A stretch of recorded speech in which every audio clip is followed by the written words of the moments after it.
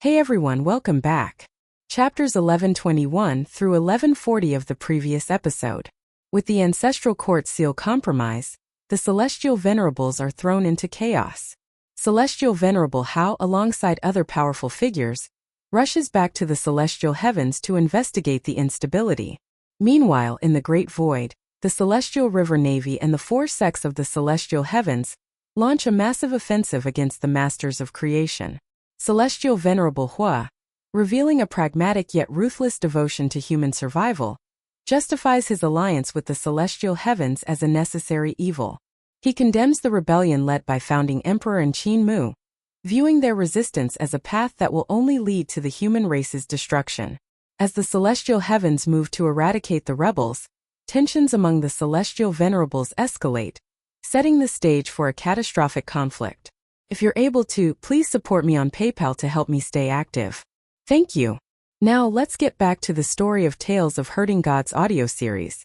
Chapter 1141, Call Me Uncle Qin. The four great heavenly teachers of celestial heavens raised their hands, stopping the advance of the armies. They looked around cautiously.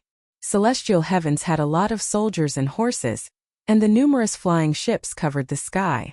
The four great heavenly teachers led the armies of the four great sects, and the four emperors led the armies of the four heavens. Each of them held a large army. Other than them were the Divine Martial Second Guards, the Dragon Might Second Guards, and the Celestial River Navy. The might mobilized by celestial heavens this time was no small matter. It was to flatten Carefree Village and the Paramitha Void. North Extremity's army was dark and gloomy. No matter where they went, people always avoided them. They were very unpopular. Son of Heavenly Een stood on a devil-masked ship. The sea of the netherworld churned underneath and waves splashed out. He was also looking around the place. Celestial Venerable Su's shout has reached his ears and his heart was stirred. He instantly saw through the trickery of the Great Void. The four great heavenly teachers' understanding of Yudu divine arts wasn't as profound as his. Bai Yuqiong and the rest might not be able to see it, but he could clearly see the trap. At some unknown point in time, a new layer of spacetime had appeared in the Great Void. This layer of spacetime had actually overlaid itself with the Great Void. The armies of celestial heavens had just entered the Great Void and was walking in the world of the living. However, at any time they can't enter a completely different spacetime. And that completely different spacetime was actually Yudu of the Great Void. Truly daring, the cowards of Carefree Village and the Great Void actually constructed Yudu here, and became a local emperor. 1. Son of Heavenly Een was rather unhappy. I'm only known as Emperor in North Heaven Mingdu. I do not dare to call myself Earth Count. And yet the villagers of the Great Void actually formed its own world, and even created another Earth Count. Suddenly, spacetime seemed to have become blurry as darkness flowed over. Soon, it swept across heaven and earth and shrouded the countless armies of celestial heavens. In the darkness, the gods were like candle fire in a dark night. They gave off divine light to prevent the darkness from encroaching further. Right at this moment, a chubby baby with 3 heads, 6 arms, and 9 eyes slowly rose from the darkness and appeared in front of celestial heaven's armies. A goddess couldn't help but laugh out loud, and she said in a quiet voice, "This Earth Count is quite cute." Many other goddesses laughed and said, "If he was smaller, it would be fun to cradle him." Don't laugh. The 3-headed, 6-armed, and 9-eyed chubby baby clenched his 6 fists. He was embarrassed and angry, and his childish voice rang out, "I'll kill whoever dares to laugh." The armies of celestial heavens all burst out into laughter. Don't laugh dash. Qin Fengqing's face became flushed, and his voice carried a hint of tears. He said in exasperation, "My little brother can beat you guys to death. Mother, they are laughing at me." Everyone laughed even louder. Son of Heavenly Een had a grim expression, and he quietly said, "Son of Yudu, as expected of the first life form born in Yudu. He's so powerful that even I feel threatened." Not all gods and devils of celestial heavens had the same accumulations as Son of Heavenly Een. Only a few people could see that Qin Fengqing's cultivation was unfathomably dense. However, Qin Fengqing's realm was still at Celestial River Realm, on par with Divine Bridge Realm. This big baby knew nothing about cultivation. In the past, when he shared a body with Qin Mu, It was always Qinmu who cultivated and explored paths, skills, and divine arts. When he separated from Qinmu was still at Celestial River Realm and hadn't cultivated to God Realm yet. He had used the eye that Qinmu had dug out to reconstruct his corporeal body. Both of them could be said to have corporeal bodies at Celestial River Realm. The difference is that the path Qin Fengqing had taken was akin to the path of half-gods before the creation of realms, while Qinmu continued to cultivate to God Realm. However, Qin Fengqing's strength could not be measured by using realms as he was a devil god since his birth. A realmless devil god. Qin Fengqing was different from half-gods. He did not rely on his bloodline but rather the great Tao of Yudu and the devil nature and qi that had invaded his body while he was born. Compared to half-gods, he had a higher potential which even attracted the jealousy of Earth Count, who wanted to break free of the restraint of the great Tao and find his own path. He was more like a combination of a half-god and an ancient god. Son of Heavenly Yin looked at Celestial Venerable Su, but her expression didn't change. Son of Heavenly Yin then looked at Celestial Venerable Hua, who was expressionless. Suddenly, Celestial Venerable Su opened her mouth. Little brother. Qin Fengqing looked at Celestial Venerable Su and smiled.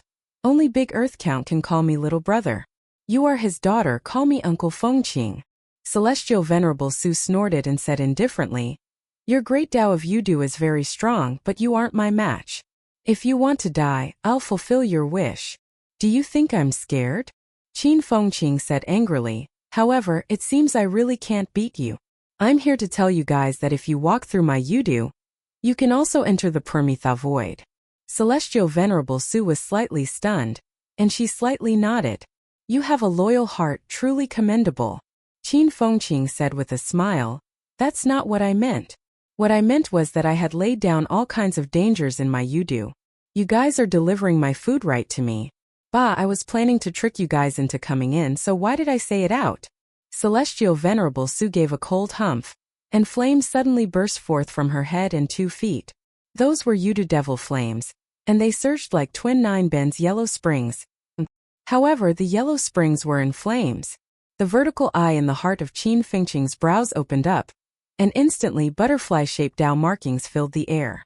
He said excitedly, You are very strong. You must taste very delicious. There's one more thing. The 2 yellow springs, one in front and one behind, swept out. The Tao markings between Qin Fengqing's brows met the yellow springs, but it shattered with a bang. Qin Fengqing turned his head, and the vertical eye on his second head shone brightly. It was shattered once again. His body spun, and the light from his third devil eye met yellow springs. His body trembled as he flew backward. Bang! The entire Great Void Yudu sank down with him, and the darkness that filled the sky immediately dissipated. Celestial Venerable Su's second Nine Ben's yellow springs missed. As she looked into Great Void Yudu, she saw the 3-headed and 6-armed chubby baby was running around barefooted. There was no resemblance to an expert at all. Qin Fengqing's voice came from the Great Void in Yudu. He chuckled and said, If you guys want to bet or make an agreement, you can make an oath to me, this little Earth Count. I do things fairly and won't be biased towards the masters of creation, humans or gods. I can eat everything. His voice was filled with pride. Big Earth Count can't come here. If you want to make an oath, you can only go to me. I'm not picky about food. Celestial Venerable Su snorted coldly, and the light in her eyes shone brightly and shot into Yudu, planning to execute this fat baby. However, the fat baby's speed was astonishing. He dodged left and right, avoiding the divine art of her devil eye. Seeing that he couldn't dodge it anymore, he suddenly flipped over and actually pulled out a divine sword. Swoosh, swoosh, swoosh. The sword light shot in all directions and severed the 2 rays of light. Celestial Venerable Su was astonished. Celestial Venerable Mu's and Celestial Venerable Qin's sword path. He actually knows it. What Qin Fengqing had displayed was Qin Mu's and Founding Emperor's sword skills, and they were not bad. He had caught her off guard and broken her devil eye divine art. The impression Son of Yudu gave to the people of the world had always been dumb and cute. Never did they expect his sword skills to be this good. She was about to take action once again when she saw Qin Fengqing running in the Great Void Yudu to the Void Bridge. He entered the 3 rooms and vanished. Celestial Venerable Su hesitated and didn't chase after him. Regarding the Void Bridge and the 3 rooms, she still had lingering fears. 19 Ben's Yellow Springs is the river that flows through Yudu, which is shaped like Earth Count's horns. Chapter 1142. There's no good people surnamed Qin. It was a strange house designed by Celestial Venerable Yu and the Masters of Creation. It contained both Celestial Venerable Yu's Space Tao and the strongest cycle of divine consciousness of the Masters of Creation. Both she and Celestial Venerable Hua had been trapped in the house before, barely surviving.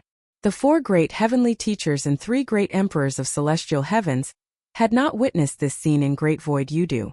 However, Son of Heavenly Een saw it and couldn't help feeling envious. This brat, Son of Yudu. His abilities have actually grown to such an extent. If such a corporeal body could belong to me, it would only be a matter of time before I become the new Earth Count. He thought to himself, when that time comes, I will become Celestial Venerable Een and no longer just a great general serving Celestial Venerable Hao. His heart burned with passion. The reason why Qin Fengqin could grow so fast was because he consumed everything without a bottom line. In order to advance into the Great Void, the army of celestial heavens experienced an uncountable number of casualties. Their primordial spirits were swallowed by the brat. The primordial spirits of 1,000,000 gods and devils were sufficient for him to rival Son of Heavenly Yin's powers temporarily. Who wouldn't love to have such a corporeal body? Celestial Venerable Hua always abhors the wicked. If it was in the past, he would definitely kill this little devil the moment he meets him. Celestial Venerable Su glanced at Celestial Venerable Hua beside him and said indifferently, "Why are you so calm and composed today?" Celestial Venerable Hua snorted coldly and said indifferently, "He's just a junior. Since you have made a move, how can I make a move? If word gets out, people will say that 2 great Celestial Venerables are teaming up against a brat." Celestial Venerable Su raised his hand and shouted, "Great Army March Dash!" At this moment, there was chaos behind the great armies of celestial heavens. Someone shouted, "Enemy attack dash!" Founding Emperor Dregs and the Masters of Creation sneak attack. Sounds of slaughter came from behind as Celestial Venerable Su frowned and immediately mobilized the Heavenly Master, Shang Pining, to go forward. Suddenly, Qin Fengqing's voice rang out, and he chuckled.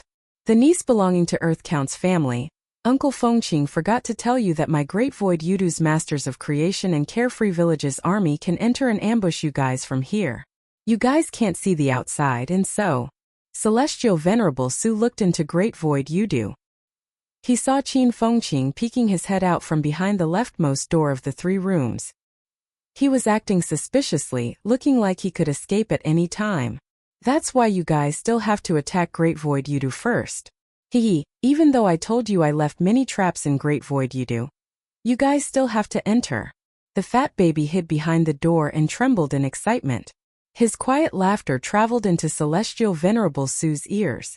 "I'm truly so smart. I'm smarter than Bad Brother. I can eat a lot this time." Celestial Venerable Su suddenly clenched his fist and glanced at Celestial Venerable Hua. However, Celestial Venerable Hua didn't seem to notice. She snorted and shouted, "Son of Heavenly Een, listen to my order." Son of Heavenly Yin's scalp turned numb, and he stepped out reluctantly.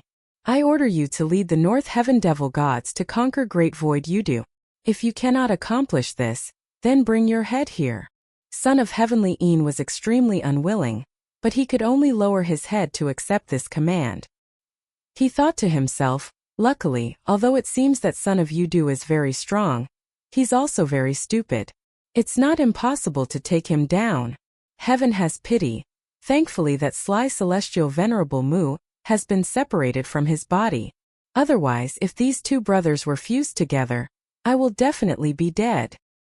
He immediately restructured the army of North Heaven Emperor Palace and slaughtered his way into Great Void Yudu. Unexpectedly, as soon as the majestic army of North Heaven Emperor Palace entered Great Void Yudu, they activated the divine art that Qin Fengqing had hidden beneath the ground.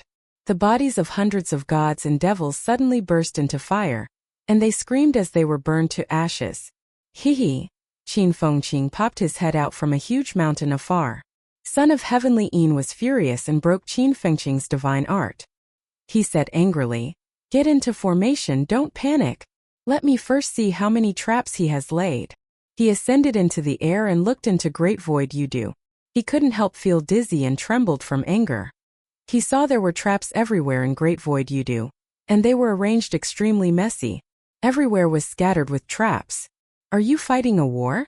Or are you a dog pissing on his territory? Son of Heavenly Een laughed from extreme anger. How can you set traps like this?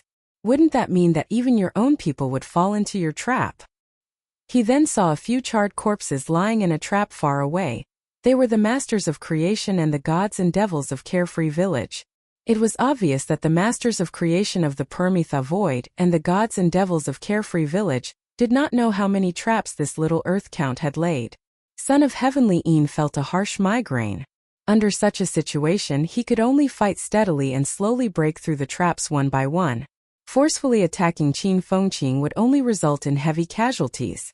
Surname Qin, not a single good person. Son of Heavenly Een said angrily. A whole family of ruffians, robbers and bandits. Outside celestial heavens, Qin Mu looked at the broken celestial heavens, and his heart was moved.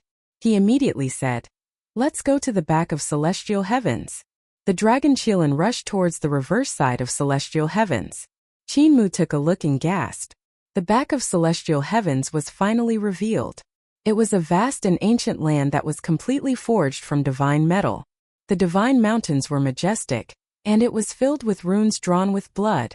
Even the land was densely covered with rune markings, and there were even more runes than the seals of incense scattering palace. These seals were dripping with blood, and the blood was filled with divine might. It wasn't simply the divine might of a post-celestial god, but was blood that carried the power of the great Tao of the ancient gods. They used their own blood to depict their own great Tao and created these great Tao seals. The land that celestial heavens was on should have come from Ancestral Court. Only Ancestral Court had such a majestic divine mountain. In the past, the back of celestial heavens couldn't be seen at all. It was as if both sides of celestial heavens were the front side. Now that the back of celestial heavens had appeared, it meant that among the numerous seals aimed at Ancestral Court, the huge seal formed by the back of celestial heavens had already loosened. When celestial heavens split open, even though it wasn't sufficient to unseal Ancestral Court, it could still cause terrifying consequences. Grand Emperor was waiting for this moment. Is Ancestral Court finally going to be unsealed? The void beast egg that filled the 19th void of Ancestral Court. Qin Mu tried to compose himself, but his mind was in a mess. The dragon Qilin and Yin'er also shuddered. They had once gone to Ancestral Court with Qin Mu, Dahong and Gu Xiao, so they knew how terrifying it was. If the void beasts in Ancestral Court broke out, it wouldn't take long for them to eat up the myriad heavens. Suddenly, Qin Mu laughed loudly, his voice full of joy. The dragon Qilin mustered his courage and asked, "Why is Cult Master worried and yet is laughing?" "I'm laughing at myself for being silly."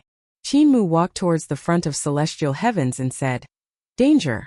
When there is danger, there is opportunity. I was only thinking about the dangers earlier and actually forgot about the opportunities. If I do it well, I can turn danger into opportunity." Light glittered in his eyes. If you views it as danger, then it's difficult for one to move forward. But if you views it as opportunity, then you must grasp it firmly. Only then will you be able to go against the flow and attain considerable achievements. This might be a great opportunity that will change the world, so I must seize it no matter what. The dragon Qilin and Yin'er were puzzled, but they could only follow him quickly. Qin Mu had just stepped into the cracked southern heavenly gate when he saw Celestial Venerable Zhao's 9 dragons carriage. Celestial Venerable Zhao opened the window and looked at him expressionlessly. Celestial Venerable Mu. Qin Mu smiled. "Dao friend Zhao, Grand Emperor is about to head to Ancestral Court to release the Void Beast Mother. What are your plans?" Celestial Venerable Zhao had an indifferent expression. "You've been there." Qin Mu nodded his head. "You have also been there, but it's a pity your file was lost there. Even though the seal is loose, there's only one person who can enter without destroying the seal. That person is you." Celestial Venerable Zhao closed the window. "Get in." Qin Mu walked to carriage and was about to open the curtains to enter when Celestial Venerable Yen suddenly walked over with the white cat in her bosom. She smiled and said, "Feng Wuan is too ostentatious, let me borrow a ride." She entered as well. At that moment, Celestial Venerable Chong ran over quickly whilst holding her skirt up, panting heavily, her chest heaving up and down, and she proud jumped into the carriage and said, "Give me a ride." One incense-scattering palace is the place where Celestial Venerable Yu's remnant soul was sealed. Chapter 1143. You still owe me a favor. Qin Mu's gaze shifted away from Celestial Venerable Chong's chest, and the dragon Qilin let out a sigh of relief. However, Qin Mu began to look at the white cat in Celestial Venerable Yan's bosom instead, and he couldn't help become nervous again. Cultmaster is too worrisome. Looking at the cat is a facade. Damn it, these two heavenly lady are the women of ancient god Celestial Emperor. Celestial Emperor is right in front of you, don't look so blatantly. In the carriage, the four Celestial Venerables split up and took their respective seats. The dragon Qilin was worried that Qin Mu would wander around, so he crawled under his seat while Yenner transformed into a green sparrow to take a nap on Qin Mu's head. Celestial Venerable Chong and Celestial Venerable Yen looked around. Both of them were Celestial Emperor's concubines, so they were naturally beautiful. Even their eyes were gentle like water, giving viewers an indescribable feeling. From their eyes alone, one could see how beautiful they were. Celestial Venerable Chong was more carefree. She wore lighter clothes and had a certain charm to her. The clothes revealed where it should and hid where it shouldn't. Heavenly Lady Yen, on the other hand, was much more proper. However, the white cat in her arms was simply too eye-catching and would always draw one's gaze there. Their gazes swept past Celestial Venerable Zhao's face and landed on Qin Mu. Qin Mu smiled leisurely. The 9 dragons' treasured carriage drove away from celestial heavens. Celestial Venerable Zhao coughed and was about to speak when Qin Mu spoke first. Benefits will be split equally. The gazes of the 3 Celestial Venerables landed on him, and Qin Mu said with a smile, "There are no outsiders here, so I'll be straightforward. I can enter Ancestral Court, but I don't have much fighting strength, so it's hard for me to gain much from Ancestral Court. My 3 Dao friends are strong enough, but whether it is repairing Ancestral Court or entering Ancestral Court, you will need me. Therefore, I propose to split the benefits equally." Heavenly Lady Yen hugged the white cat and didn't say anything. Heavenly Lady Chong took out a bag of sunflower seeds from who knows where and ate them leisurely. She had a smile on her face as she looked at the other 3. Ancestral Court must be sealed. We can't release it. Celestial Venerable Zhao said solemnly. My teacher, Celestial Venerable Yun, said that if the seal of Ancestral Court is broken, it will be an apocalyptic disaster. Celestial Venerable Mu, don't always think about benefits. Think about the living beings in this universe. The ancient gods would be more worried than us about Ancestral Court's seal. Heavenly Lady Yan's gaze landed on Celestial Venerable Zhao, and she said indifferently, but some people seem even more worried than the ancient gods. Celestial Venerable Zhao said with a straight face, I'm a human, so I'm naturally worried about the safety of the human race. Heavenly Lady Yen isn't a human, so you don't understand my anxiety. However, Heavenly Lady is also worried about this world, right? Otherwise, why would you come here in a hurry to check Ancestral Court with me? Whether gods or humans, it is not my concern. Heavenly Lady Yen smiled as she stroked the white cat's head. Like Celestial Venerable Mu, I think Ancestral Court has a lot of benefits. I heard that the ancient gods benefited a lot from Ancestral Court in the past. Also, Ancestral Court is related to the origin of the Masters of Creation and the origin of the ancient gods, so I must go. What does Sister Chong think? Heavenly Lady Chong chuckled. I don't have any opinions. I want to listen to Xiao, but I also want to listen to you people. How about this? I want Ancestral Court to be sealed, but I also want the benefits of Ancestral Court. What do you think? Qin Mu clapped his hands in praise and said, Grand Emperor will definitely go to Ancestral Court to release the void beasts there. Grand Emperor is a dead man, yet he's not gone, and he's extremely hard to deal with. Heaven Duke, Earth Count, and the other ancient gods will also be paying attention to that place. The 4 of us will work together and fight. The 3 celestial venerables had weird expressions. Heavenly Lady Chong smiled and said, Celestial Venerable Mu, which side are you truly on? You actually want to ally with us against the ancient gods? Qin Mu laughed loudly and said righteously, I'm on the side of justice. Everyone laughed out loud, and even the dragon Qilin chuckled, waking up Yenner, who was dozing off. The white cat popped its head out from Heavenly Lady Yan's embrace and stared at Yenner with hostility in its eyes. Celestial Venerable Xiao smiled. Dao Brother Mu, Celestial Venerable Qin set to replace Celestial Heaven's realm with the Dao realm. What do you think? Heavenly Lady Chong and Heavenly Lady Yan also looked at Qin Mu. Qin Mu said with a smile, Founding Emperor's words were very startling when I first heard them, but when I ponder carefully, his Dao realm is but the same as Celestial Palace and Celestial Heaven's realm. It cannot fully represent the standard of cultivation. The three Celestial Venerables did not understand. Heavenly Lady Chong said, I think what Founding Emperor said makes sense, but it is still hard to accept. Why do you say those words, Celestial Venerable Mu? Qin Mu said with a smile, My sword path is at the 3rd heaven, and my divine arts are at the 8th heaven. According to the 36 heavens of the Dao realm, my realm can only be ranked below average between gods and devils. However, if ordinary Jade Capital Realm practitioners were to fight with me, it would only be a question of how fast they would die. The white cat shuddered and looked at him. Heavenly Lady Yan gently stroked the white cat and asked, What about the Numinous Sky Realm? Even though I will definitely lose, the Numinous Sky Realm practitioners can forget about killing me. Qin Mu continued to say, It's evident that the Dao realm cannot fully incorporate the abilities of gods and devils. Celestial Heaven's realm is also not sufficient. I'm only at the 2nd level of Celestial Palace realm. The True God realm too. However, my abilities are on par with Jade Capital realm. It can be seen that both of them are lacking as metrics. The white cat closed its eyes and started to nap again. Heavenly Lady Chong asked, In that case, Celestial Venerable Mu, how do you think we should divide the realms? Qin Mu thought about it and said, I am not sure either. However, if I were to divide it using myself as an example, then there's only one realm, Spirit Embryo realm. Spirit Embryo can directly reach the ultimate Void 3, and it can also directly reach Celestial Heavens. The so-called Dao realm and Celestial Heavens realm are all but small realms in Spirit Embryo realm. The three Celestial Venerables laughed and shook their heads. You are even more nonsensical than Founding Emperor. Qin Mu laughed loudly, and the atmosphere in the carriage was very cheerful. Suddenly, Heavenly Lady Chong opened the window and saw a treasure carriage flying close to them. It's Celestial Venerable House carriage. Heavenly Lady Chong smiled. As a heavenly lady, I don't dare call him. Celestial Venerable Xiao, please greet him. Celestial Venerable Xiao acknowledged and called out.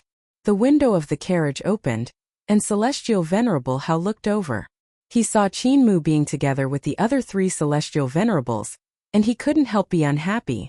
Celestial Venerable Xiao said, Didn't Celestial Venerable Hao chase after Founding Emperor? Why are you back? Celestial Venerable Hao snorted and said indifferently, Celestial Heavens have split open, and I'm afraid there will be a great disaster, so I had no choice but to return. Wasn't Dao Friend Xiao chasing after the demoness of the Masters of Creation? Celestial Venerable Xiao sighed. When I saw Celestial Heaven split apart, I knew that if it was destroyed, the disaster would be even greater, so I abandoned the demoness of the Masters of Creation and hurried over. Heavenly Lady Chong smiled. That demoness is truly beautiful. She's the most beautiful girl I've ever seen. Celestial Venerable Hao and Celestial Venerable Xiao felt embarrassed, and Qin Mu also felt uncomfortable.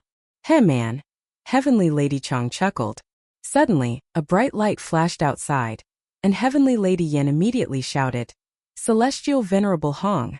That bright light stopped and transformed into an elder with white hair and white eyebrows. It was Celestial Venerable Hong. He stood in the starry sky and looked at everyone with a face full of smiles. He bowed and said, So it's fellow Dao friends. Qin Mu smiled. Where is Celestial Venerable Hong heading to? Celestial Venerable Hong smiled and said, I saw that Celestial Heavens was in trouble, and I knew that something big must have happened when Celestial Heavens split and Ancestral Court was revealed. So I am heading there to check. Excellent, excellent. Everyone said, Dao Friend Hong is warm-hearted and is a role model. Quickly enter our carriage, the cold air outside is awful. Celestial Venerable Hong had no choice but to board Celestial Venerable Zhao's carriage. He looked around and said with a smile, This carriage is too full and my body is big. Let's me go visit Celestial Venerable Hao's carriage instead. Everyone pretended to be angry and said, Just squeeze in a little. You are a demon Celestial Venerable. You just need to shapeshift a little. Celestial Venerable Shao raised his hand, and the carriage became larger. Another seat appeared in the carriage. Celestial Venerable Hong had no choice but to sit. He looked at Qin Mu and smiled. Celestial Venerable Mu still owes me a favor. Chapter 1144 Book of O's. Celestial Venerable Shao, Heavenly Lady Chong, and Heavenly Lady Yen were puzzled and inquired. Celestial Venerable Hong told them about the events at West Extremities and chuckled. I took advantage of Dao Brother Mu and received an acknowledgement of debt from him. Everyone expressed their envy, and Heavenly Lady Chong chuckled. When will Celestial Venerable Mu write me an acknowledgement of debt? Qin Mu smiled. You flatter me, you flatter me. Everyone laughed. However, at this moment a stream of light streaked across the sky. Little Sevens, the white cat, pupils shrunk and became a sharp line and meowed. Heavenly Lady Yin immediately said, God Sovereign Lang Xian. Wait, wait. The flowing light stopped. It was God Sovereign Lang Xian. When he saw the two carriages, he immediately stood up and greeted. Ah, so it is everyone. Celestial Venerable Shao smiled. The cold air outside is heavy. Come into the carriage quickly. God Sovereign Lang Xian was about to walk over when he saw Qin Mu in the carriage. He snorted and said, I'm not going to sit with him. After he said that, he turned his head and walked towards Celestial Venerable Hao's carriage. Celestial Venerable Hong hurriedly tried to smooth things over and said with a smile, Dao Brother Mu, don't take it to heart. This is just his nature, he's very straightforward. Qin Mu said angrily, God Sovereign won't even look at me, I don't know how I have offended him. Everyone laughed. You have destroyed his Lang Xian divine palace time and time again, so he naturally has some complaints about you. However, this is just some small matter. When Celestial Venerable Hong invites us to drink again, you two can just talk things out. Qin Mu was indescribably touched and said, Many thanks to Dao friends for caring for me. The white cat meowed again and everyone looked outside. They couldn't help being delighted and shouted, Divine King Zhu, over here. Divine King Zhu paused in the sky and saw a glimpse of Qin Mu. He was furious and said, If there is Qin Mu, then there is no me. After he said that, he walked into Celestial Venerable Hao's carriage. Qin Mu said angrily, I have offended God Sovereign Lang Xian, but I haven't offended him. Why is Divine King Zhu always so against me? Everyone laughed. Divine King Zhu abhors evil, and his eyes can't tolerate even a half grain of sand. Our eyes are big, so it's fine even if we have a few specks of sand in our eyes. Qin Mu laughed and said, I've been opening my heart to you all, yet you all treat me like a grain of sand. My heart is pained. Heavenly Lady Chong smiled. There's no need to say that, Celestial Venerable Mu. Everyone is clear about this. Ah, Célestial Vénérable Gong. Dao Friend Gong. Come here quickly. Celestial Venerable Gong stopped and lifted the curtain. He looked around in astonishment and said, This carriage is full, I'll go to that. Don't. Heavenly Lady Chong hurriedly jumped up and grabbed her arm. The people in the other carriage are all stinky men. We have 2 women here, so you'll definitely feel more comfortable here. Why don't you stay and let us sisters talk? Celestial Venerable Gong didn't bat an eyelid. She gently shook off her grasp and said, I'll stay. Was it founding emperor and the demoness of the masters of creation, who did evil and destroyed celestial heavens? Everyone nodded, and Celestial Venerable Hong sighed. The demoness and founding emperor committed evil and attacked our weakness, almost causing a huge disaster. How hateful, how hateful. Qin Mu smacked his armrest and said angrily, Old scoundrel Qin Yi and I are irreconcilable. I will definitely tear him apart when we meet. Everyone advised him, Calm down, Celestial Venerable Mu. It's not worth being angry over this fellow. Qin Mu was furious and said, I want to spit on his face. Everyone said, Everyone is well aware of Dao Brother Mu's intentions, so there's no need to say any more. Calm down. Heavenly Lady Yen smiled.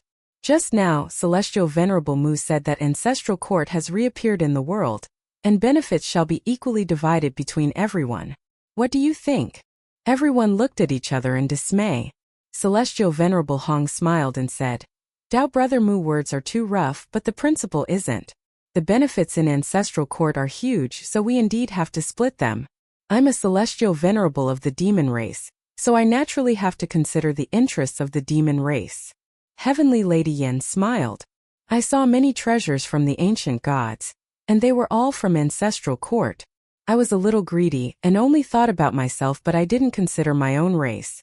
It's my fault. Heavenly Lady Chang lamented. His Majesty hasn't visited me for many years, and my affection has shifted to jewelry. I have to get some to play with.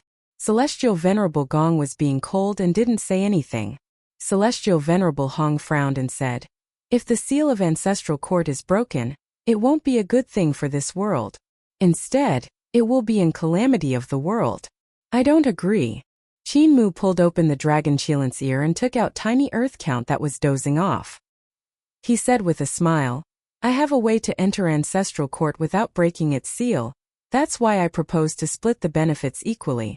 Even though Ancestral Court is dangerous, it's not a good idea to keep the danger sealed inside. It's best to get rid of it. The celestial venerables of our heavenly alliance do have this duty. He poked at Tiny Earth Count and Tiny Earth Count woke up. He looked at him with a solemn expression, clearly unhappy that he was forced awake. Heavenly Lady Yen and Heavenly Lady Chang looked over, surprised and delighted. They smiled. Earth Count is frighteningly big, but I didn't expect this fellow to be so cute. Qin Mu smiled. Of course it's very cute. Tiny Earth Count yawned and spat out a book. Celestial Venerable Shao raised her left eyebrow when she saw this book. Heavenly Lady Chang asked curiously, what book is this? It is this little fellow's book of oaths. Qin Mu explained, I once sworn brotherhood with my 3 older brothers.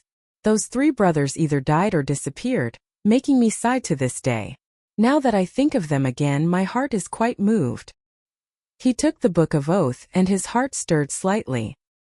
He sensed the contents of the oath and turned to look at Celestial Venerable Shao, who had a calm expression. He also sensed that Qin Mu had sensed him through the oath and said, I'll consider it carefully. Celestial Venerable Mu's suggestion isn't impossible, so let's split the benefits equally. Qin Mu sensed the contents of the oath again, and his heart suddenly trembled. His expression became incomparably strange. Shao was ancient god Celestial Emperor, but the second person he sensed wasn't Celestial Venerable Hong as he had guessed. Back then he had sworn brotherhood with the Masters of Creation, Luo Shao, De Hong and Gu Shao. The oath that these 3 brothers shall die on the same day, same month, and same year was made through this tiny earth count. Qin Mu only dared to take out the oath book when Celestial Venerable Gong was around to threaten ancient god Celestial Emperor and Grand Emperor. However, other than the dead Luo Shao and Qin Mu himself, he had confirmed that Shao was Celestial Emperor, but Grand Emperor wasn't Celestial Venerable Hong. He slowly raised his head and looked at Heavenly Lady Chang, who was talking and laughing with Celestial Venerable Gong. Heavenly Lady Chang chuckled. Celestial Venerable Mu is sneaking glances at me. Be careful of Celestial Emperor decapitating your head. She giggled. Qin Mu's expression became incomparably weird. Bastard. Celestial Venerable Shao followed his gaze and looked at Heavenly Lady Chang. Her expression became strange, and he had the same thought as Qin Mu. Bastard. Qin Mu hurriedly rolled up the oath and stuffed it into Tiny Earth Count's mouth. He then stuffed Tiny Earth Count back into the dragon Qilint's ear. His heart thumping wildly. Damn it. Bah, I shouldn't say vulgarities. His heart was in a mess. When he had entered celestial heavens and taken over Celestial Emperor's corporeal body, Heavenly Lady Chang had laid seductively on his palm to seduce him. Now that he thought about it, he felt a confusing fear. Damn it, Grand Emperor is Heavenly Lady Chang. So who is Celestial Venerable Hong? He turned to look at Celestial Venerable Hong. Celestial Venerable Hong looked at him kindly and chuckled. Celestial Venerable Mu still owes me a favor. Chapter 1145 Splitting Benefits. Qin Mu felt an incomparably strange and ridiculous feeling in his heart. He looked at the few celestial venerables in the carriage, and these familiar faces became unfamiliar again. Shao is Celestial Emperor, and Chang is Grand Emperor. No wonder they are so close to Celestial Venerable Gong. Celestial Venerable Gong should be Gong Yun. These 3 identities are confirmed true. But then, what about Celestial Venerable Hong and Heavenly Lady Yan? He felt a severe migraine in his head.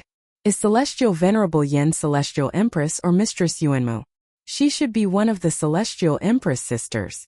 Noble and aloof, she is most likely to be Celestial Empress. In that case, who is Celestial Venerable Hong? Back then, when Grand Emperor was trapped and killed by Celestial Venerable Yun in the Great Void, De Hong flew to Heavenly Han Celestial Heavens to take revenge. I blocked De Hong and used the Supreme Divine Consciousness domain that Celestial Venerable Yun and Celestial Venerable Ling researched to fight him. Qin Mu looked down and thought to himself, at that time I had almost completely died, but I forced De Hong to be injured and he had no choice but to retreat. When I went to Dragon Han Celestial Heaven 600,000 years ago, it was when Celestial Venerable Yun plotted against Ancient God Celestial Emperor, and when Celestial Emperor lost his life. I went to find Celestial Venerable Gong to treat her injuries, and Celestial Venerable Gong told me De Hong was dead. Someone must have taken advantage of De Hong's injuries to kill him and obliterate his divine consciousness. It should have been at that time that someone borrowed De Hong's corpse to traverse the world. He replaced Grand Emperor to become De Hong, becoming the future Celestial Venerable Hong. Grand Emperor must have borrowed his divine consciousness Grand Overarching Heaven to descend into the world and become Heavenly Lady Chang, becoming a member of Celestial Emperor's harem. Qin Mu opened his eyes. In that case, who is De Hong? Why does he keep reminding me about my acknowledgement of debt? And where did Mistress Yuanmu go? Who did she become? She must be in Celestial Heavens. If she's not among the 10 Celestial Venerables, where is she hiding? As one of the oldest ancient gods, Mistress Yuanmu should be heading towards Ancestral Court, right? Suddenly the carriage stopped. Celestial Venerables, that huge crack is here. The Heavenly Dragon's voice came from outside. Everyone stood up and walked out of the carriage. Celestial Venerable Hao's carriage had also arrived and stopped. Celestial Venerable Hao, God Sovereign Lang Xian, and Divine King Zhu looked towards the huge crack. When they saw the crack, the width was surprisingly nearly as wide as the entire Celestial Heavens, and it was dyed blood red. It was so shocking that words cannot describe it. Looking into Ancestral Court from here, one could see numerous huge strange beasts lying on the cracks like spiders, trying to tear the cracks apart and break the seal. They were void beasts, numbered many and packed densely. At the same time, huge eggs kept falling from the void. When they landed, they immediately transformed into smaller void beasts. Even though these void beasts had just broken out of their shells, they moved as fast as an adult void beast as soon as they were born. They grew as they encountered the wind, and they quickly climbed up the tall mountains. With a leap, they spread out their 6 limbs, and the membranes between their legs spread open with a whoosh. They flapped their wings and flew towards the crack. It was easy for a one adult void beast to slaughter an army of hundreds of gods and devils. If so many void beasts rushed out from Ancestral Court, it would definitely be a calamity aimed at all the myriad realms. Qin Mu looked at Heavenly Lady Chang, who was still chatting and joking with Celestial Venerable Gong. They are both masters of creation. Grand Emperor wants to enter Ancestral Court and release all the void beasts, while Celestial Venerable Gong has deep feelings for Ancestral Court. After all, Ancestral Court is the motherland of the masters of creation. Qin Mu thought to himself, those two want to break the seal of Ancestral Court, but their goals are different. As for the ancient gods such as Celestial Emperor Shao and the Celestial Empress Sisters, their goal is to reseal Ancestral Court. Maybe Celestial Empress Sisters think differently, but Celestial Venerable Shao must think so. As for Celestial Venerable Hao, Celestial Venerable Lang, Divine King Zhu, and the rest, they want to enter Ancestral Court and obtain various treasures of value. They even want to monopolize Ancestral Court. With a smile on his face, his gaze landed on Celestial Venerable Hong, and his smile froze. He couldn't understand what this old man wanted to do. Thinking about it carefully, Celestial Venerable Hong seemed to have done everything he could, yet he also seemed to have done nothing. This Celestial Venerable seemed to be a passerby among the 10 Celestial Venerables of Celestial Heavens. When the Celestial Emperor's egg was stolen, he had appeared. When the Void Bridge in the Great Void was discovered, he ran over to take a look. West Deity White Tiger planned to seize his divine weapon Celestial Venerable Yu by force, but he had also appeared. He asked Qin Mu for an acknowledgement of debt, and after some formality, he left happily. Now that ancestral court had appeared, he also ran over as though it had nothing to do with him and he was just watching a show. Qin Mu blinked, and Celestial Venerable Hong also noticed his gaze. He hurriedly came forward, holding an acknowledgement of debt in his hand. Qin Mu's face turned gloomy and he muttered, I know, I remember. Dao friend Hong doesn't have to take it out every time you see me.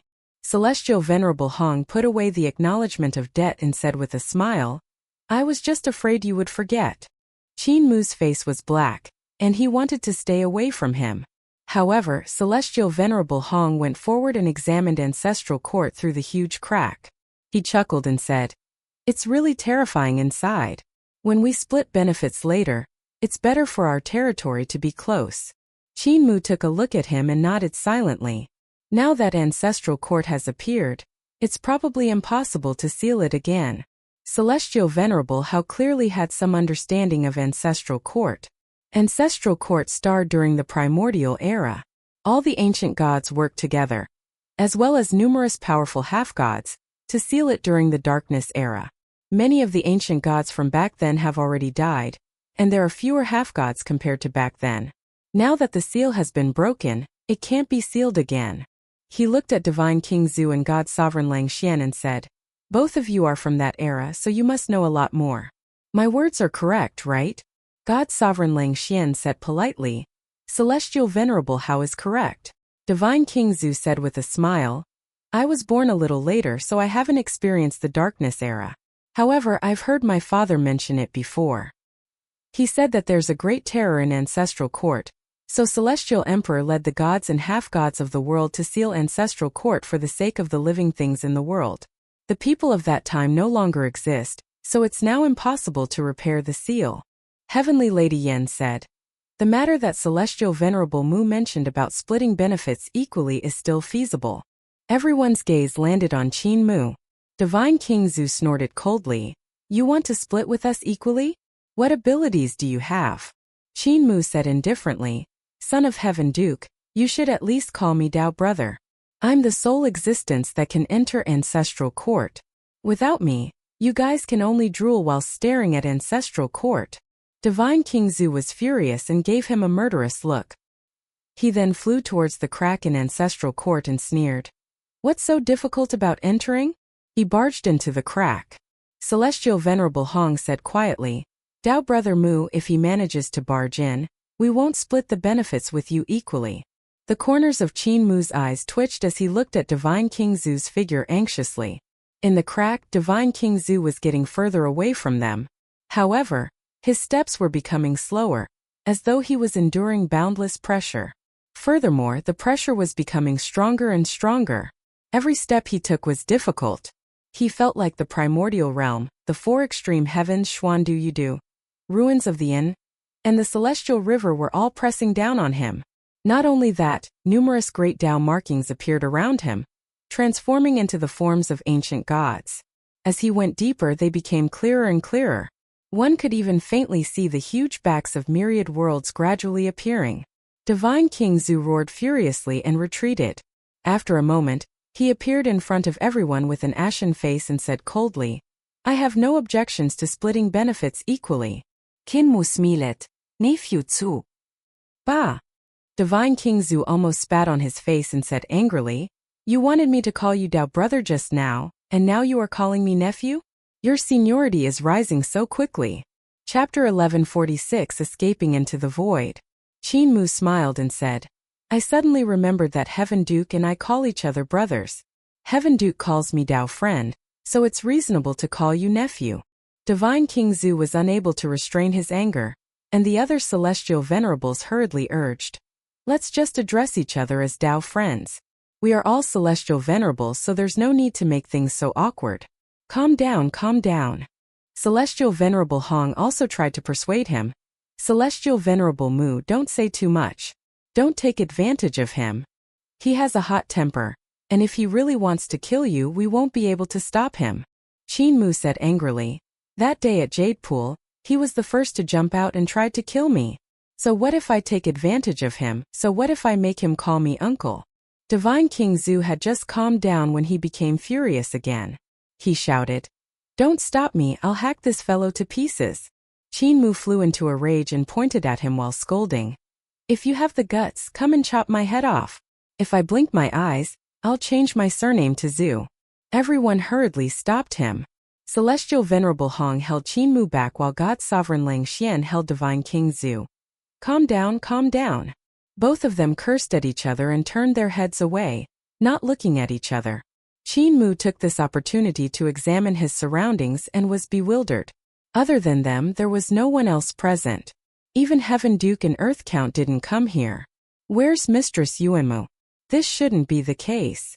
Qin Mu frowned and thought to himself, logically speaking, Mistress Yuanmu will definitely not let go of this opportunity and will definitely come here. Why hasn't she shown herself? He looked around. Celestial Venerable Chong is Grand Emperor, which is confirmed. Then who was Mistress Yuanmu? Could it be Celestial Venerable Hong? Qin Mu looked at De Hong and was suspicious. Mistress Yuanmu was a little hussy, and isn't consistent with the image of an expert displayed by Celestial Venerable Hong. Other than us, there are only the heavenly dragons pulling the carriage. Mistress Yuanmu could not have become a heavenly dragon. Suddenly, Qin Mu's gaze landed on the white cat in Celestial Venerable Yan's arms. The dragon Qilin coughed. Qin Mu knew what he meant, but he pretended not to hear and thought to himself, Mistress Yuanmu wouldn't have become the white cat in Heavenly Lady Yan's arms, right? This white cat is a male, and Heavenly Lady Yan is suspected to be Celestial Empress. She's very serious, and the white cat looks more like her lover, not like Mistress Yuanmu. He couldn't help but have a headache. Compared to the white cat, he believed that Celestial Venerable Hong was Mistress Yuanmu. The other Celestial Venerables gathered together to discuss and finally came to a decision. They said, "It's still possible to split the benefits equally. However, with the addition of Celestial Venerable Hua and Celestial Venerable Su, Ancestral Court will be split into 11 portions. Including Celestial Venerable Mu, we will each receive a portion. As for Heaven Duke, Earth Count, and the rest of the ancient gods, their ambitions are aloof, so forget it. When we reach Ancestral Court, everyone will search for places of treasure. First come, first served. There are void beasts everywhere in Ancestral Court, so we must clean it up properly." Everyone finished their discussion and asked Qin Mu, "What does Celestial Venerable Mu think?" Qin Mu said with a smile that was yet not quite a smile, "Can't we just divide Ancestral Court into 11 portions directly and assign one to everyone?" Celestial Venerable Hao said, "There are so many fierce dredge beasts and void beasts in Ancestral Court.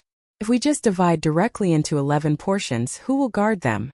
Everyone will have to rely on their own abilities to occupy their own land and clean up the void beasts in their territory for their disciples to explore." God Sovereign Lang Xian laughed. "If Celestial Venerable Mu doesn't have the ability, leave it to me. I'll help you manage it." Heavenly Lady Chong said, "That's a good idea. We are Celestial Venerables after all, and we can't stay in Ancestral Court for long. After all, Celestial Heavens is the main matter. Let's first clear out a portion of the territory and ask Celestial Venerable Mu to send the disciples in. As for mining the treasure mines, collecting the treasures, and eliminating the other void beasts, let the disciples do it." Qin Mu was very unhappy. These Celestial Venerables were obviously bullying him for not having his own strength. Even if Qin Mu managed to mark his territory, he wouldn't be able to defend it. Another reason for not dividing Ancestral Court directly was to force Qin Mu to enter. This was the equivalent of exiling him into Ancestral Court. If Qin Mu stayed in Ancestral Court and didn't leave, it would be the equivalent to suppressing this brat. They wouldn't have to worry about him creating trouble for them and giving them a headache. But if Qin Mu left Ancestral Court, it would mean that Qin Mu had abandoned his own territory. These Celestial Venerables would naturally be glad to swallow Qin Mu's share. If the land was directly split into 11 equal portions and they snatched Qin Mu's share, then this brat would most likely make a ruckus and make them all irritated. Qin Mu snorted, knowing that these old fellows were bullying him for being young and weak. He said indifferently, "Let's do it as you say." All of the Celestial Venerables were delighted to see him suffer. Qin Mu immediately set up the sacrificial altar, and the 8 Celestial Venerables around him watched from the side in awe. Qin Mu sneered and constructed the sacrificial altar in front of everyone. He even imprinted the runes required for the sacrificial altar neatly in front of everyone, without missing a single step. He didn't mind Celestial Venerable Hao, Celestial Venerable Shao, and the rest to witness the construction of this reverse summoning sacrificial altar. This was because reverse summoning required 2 steps. The first step in constructing this altar must contain no mistakes.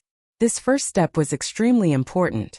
However, the second step was also equally important, and that was to use the reverse summoning divine art. Qin Mu's reverse summoning divine art came from the master of creation Luo Xiao. However, Luo Xiao used divine consciousness divine art, which was unique to the masters of creation. On the other hand, the reverse summoning divine art, that Qin Mu had improved on, had incorporated the modern system of runes. In order to maintain his life, Qin Mu did not impart it to Luo Xiao. Naturally, De Hong and Gu Xiao wouldn't know either. Even if the 8 celestial venerables learned the runes on the reverse summoning sacrificial altar, it would be very difficult for them to deduce the reverse summoning divine art from the runes. This was Qin Mu's qualification. Everyone, please step up to the sacrificial altar. Qin Mu constructed 2 sacrificial altars with one prepared for the return trip. He climbed up one of them and stood in the center of the sacrificial altar.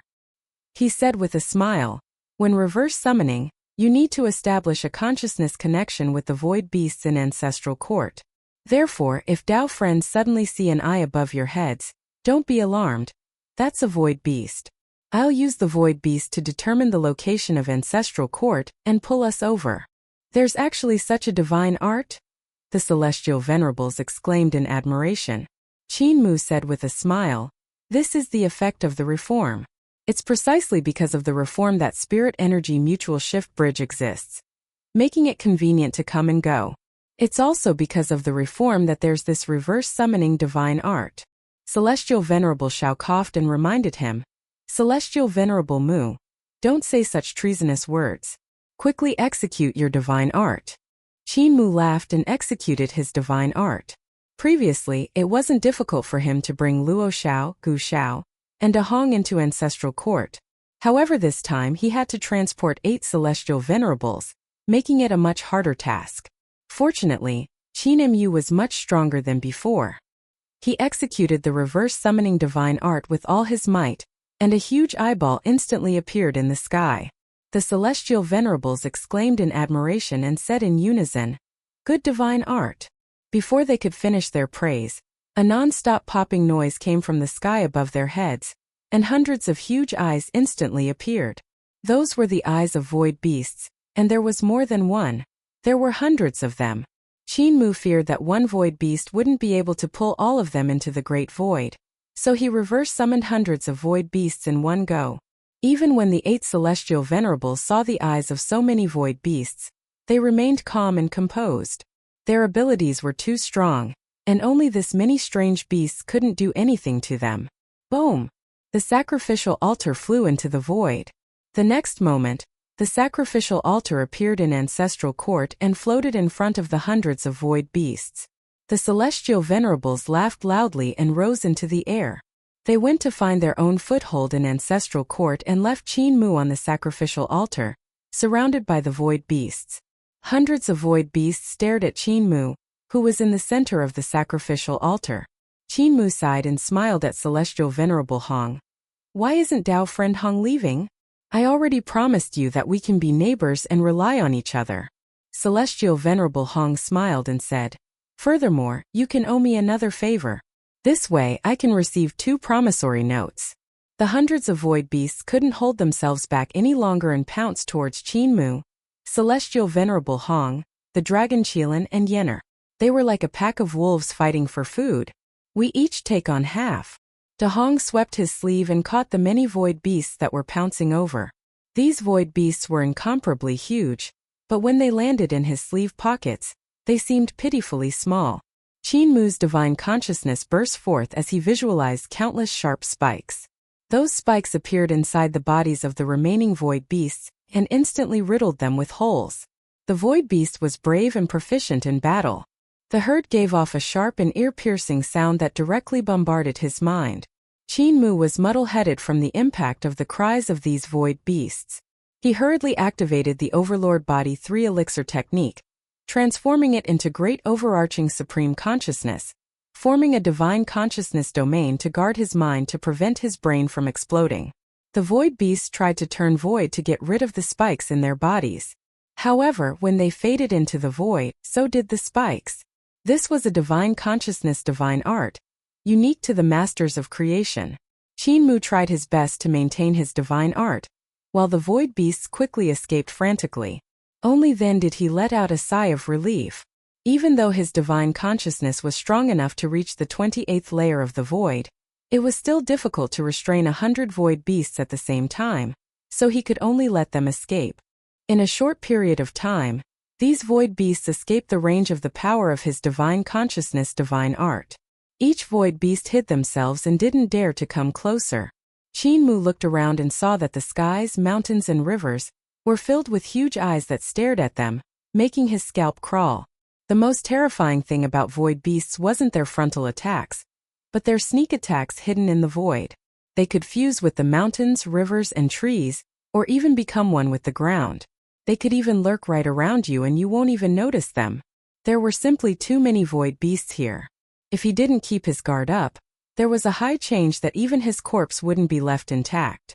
Qin focused his attention and revealed his 3 heads and 6 arms to guard against the void beast's sneak attacks. Celestial Venerable Hong shook his sleeves, and pieces of broken bones fell out. Qin took a glance at him and smiled. When Dao Friend Hong saw me execute my divine consciousness divine arts, weren't you curious at all? He put away the sacrificial altar and brought the dragon Qilin and Yenner forward. Celestial Venerable Hong followed after him, his white eyebrows fluttering. He smiled and said, "You are the Overlord Body and have been to the past before. What's there to be curious about if you know divine consciousness divine arts?" Qin couldn't figure out the roots of this demon Celestial Venerable, so he probed, "I see that Dao Friend Hong and Dao Friend Gong don't seem to get along. Since you aren't Grand Emperor, why is Celestial Venerable Gong unhappy with you? You know the identity of Gong?" Celestial Venerable Hong's large sleeves fluttered as he looked down. With a wave of his sleeves, he forced the attacking void beast back. He chuckled and said, "She mistook me for someone else and has been chasing me relentlessly, trying to kill me time and time again.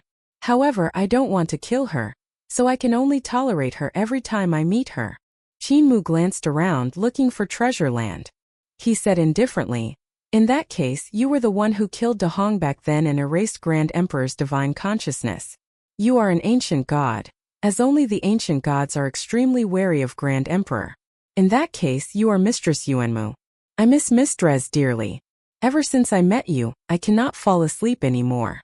If Mistress is my neighbor, I can get closer to you." Celestial Venerable Hong was stunned and smiled. "Why do you say that?" Qin said, "De Hong is definitely Grand Emperor. Grand Emperor's divine consciousness is incomparably powerful. Back then I heavily injured him, and his divine consciousness was damaged. However, not everyone can completely erase his consciousness. However, Mistress Yuanmu's ruins of divine art can destroy everything. Among the 3 primordial kings, Divine King Boyong was forced into the ruins of End by Celestial Empress and Mistress Yuanmu and was ground to dust. Not a trace is left." Celestial Venerable Hong smiled. "Mistress Yuanmu isn't the only one who can destroy Grand Emperor's divine consciousness." Qin looked at the grand creation through mine in the distance and saw Celestial Venerable Shao flying there. He frowned slightly. Celestial Venerable Shao is heading there for 2 things: Gu Zhao's corpse and the Emperor's sword. The grand creation mine was extremely useful to him, so he had to obtain it. It was reasonable for him to fly there immediately. In that case, who among the ancient gods has the ability to destroy Grand Emperor's divine consciousness? Qin asked humbly. Heaven Duke, Earth Count, Celestial Emperor, Celestial Empress, Earth Mother, and even Heavenly Een can all destroy a portion of Grand Emperor's divine consciousness. Celestial Venerable Hong also looked into the distance, but when he saw God Sovereign Lang Xian flying towards Ancestral Court Jade Pool, he sighed and said, "This treasure land was taken by Lang Xian. I was misunderstood by Celestial Venerable Gong because of this body, and I didn't want to dispute with her. I just didn't expect Celestial Venerable Mu to also misunderstand. Since Celestial Venerable Mu has the power to protect himself, it's fine if we don't become neighbors. Qin Mu was stunned. Who exactly are you? The heavens have its own rules. It does not live for the shepherd, nor does it die for the dawn. For those who create shall be rewarded and those who destroy shall be punished. Celestial Venerable Hong's large sleeves fluttered as he walked forward. He said with a smile, I'm just an observer that has traveled from the ancient times until now. Ancient God Celestial Emperor didn't let me look at celestial heavens, Mother Earth didn't let me look at the primordial realm, and Earth Count didn't let me look at you do. In that case, I can only make travel there and take a look myself.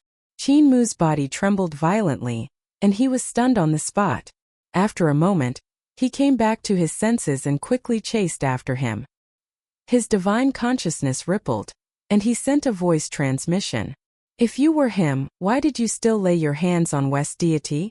Celestial Venerable Hong floated into the distance and waved his sleeves. Killing her is also to protect her, and help her break free from the restraints of the ancient gods. However, as long as you want to help her, I'll help you out and let her owe you a favor. I saved you at Jade Pool, so you have to return this favor to me. So I want you to write me another acknowledgement of debt. Qin Mu couldn't catch up and was stunned on the spot. After a moment he shook his head and laughed. As expected of an old fox, an old veteran. 5. Yinner and the Dragon Qilin followed him, and the Dragon Qilin asked, Cult Master, was it Heaven Duke who killed De Hong back then? Qin Mu nodded his head. It should be him. When I obstructed De Hong from destroying Heavenly Han's celestial heavens, both he and I erupted forth with extremely terrifying divine consciousness waves. This matter couldn't be hidden from Heaven Duke. He must have taken the chance, when escaped whilst being heavily injured, to kill De Hong. He was in a daze for a moment before shaking his head.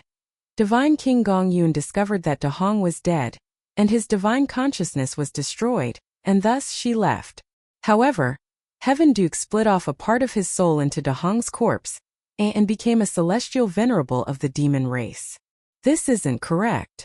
The Dragon Qilin called out suddenly, if Celestial Venerable Hong is Heaven Duke, then there will be 5 Celestial Venerables saving you at Jade Pool. Celestial Emperor Shao, Mistress Yuanmu, Celestial Venerable Hua, Celestial Venerable Hong, and Divine King Gong Yun. Qin Mu took a glance at him and shook his head. Celestial Emperor Shao wouldn't save me. He is afraid of being exposed. Everyone suspects that he will save me, and that's exactly why he didn't, because he is a human Celestial Venerable in name. Celestial Venerable Hua won't either. Among the people who saved me at Jade Pool meeting, only Hong, Gong, and Mistress Yuanmu were there. Mistress Yuanmu isn't among the 10 Celestial Venerables, but she is hiding in celestial heavens. Then I reckon. He pondered and said, when Celestial Venerable Shao discovered that there were already 10 Celestial Venerable level existences in Jade Pool, and he wasn't among them, he didn't show his face and just observed quietly. If I was Ancient God Celestial Emperor, what would I have done? He wouldn't risk exposing his identity just to save my life. The Dragon Qilin said in disbelief. But Celestial Venerable Hua. Qin Mu looked around and continued.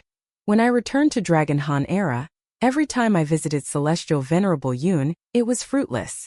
Every time, Celestial Venerable Yun would be looking for Celestial Venerable Hua, but he never received Celestial Venerable Hua's support. Celestial Venerable Yun and Celestial Venerable Hua were good friends, but he couldn't convince Celestial Venerable Hua. So why would Celestial Venerable Hua help me? In the distance, Divine King Zhu used his Heavenly Tao Divine Arts to wipe out numerous void beasts. It was extremely astonishing. He also found a treasure land and planned to occupy it. 49 Heavenly Tao treasures hung high in the sky, guarding the place so that even void beasts couldn't enter. Chapter 1148. The heaven has its own rules. Even further away, Heavenly Lady Yen also took out her unique treasure. It was a treasure worthy of a celestial venerable that she refined. It rose with a strange glow and sealed off the void and earth, stabilizing her footing. Qin Mu frowned and looked around.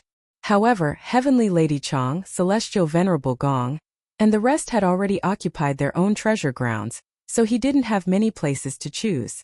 The Dragon Qilin still couldn't accept that Celestial Venerable Hua hadn't helped Qin Mu in the battle at Jade Pool, and had instead joined the camp to kill him. He was muddle-headed. Celestial Venerable Hu suffered a huge blow because of Celestial Venerable Yu's death. From the day he was assassinated, he changed. Qin Mu continued to search with the Dragon Qilin and Yenner.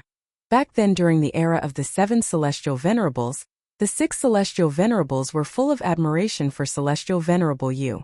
Other than Celestial Venerable Yu, Celestial Venerable Hu held the deepest sentiments regarding Celestial Venerable Yu. He was a role model in their hearts, an insurmountable mountain. After Celestial Venerable Yu died, Celestial Venerable Yu went into seclusion for 1,000,000 years. Celestial Venerable Hu's thoughts had probably changed at that moment. He hated the ancient gods, yet he also wanted to become one. He stopped and fell into a daze. Celestial Venerable Yu could also be said to have changed. Celestial Venerable Yu's words also revealed that he wasn't trustworthy. However, I had always had a good impression of him in the past, but it was all wishful thinking on my part. Maybe only when Celestial Venerable Yu is revived can he wake up from this dream. The Dragon Qilin smiled and said, Celestial Venerable Yu has already revived. As long as we steal back the remnant soul from Incense Scattering Hall, Celestial Venerable Yu will no longer be so foolish. Celestial Venerable Hu will definitely change his mind. By then the human race will be saved. Qin Mu revealed a smile and said, I also hope so. His divine consciousness burst forth, forcing back the void beasts back.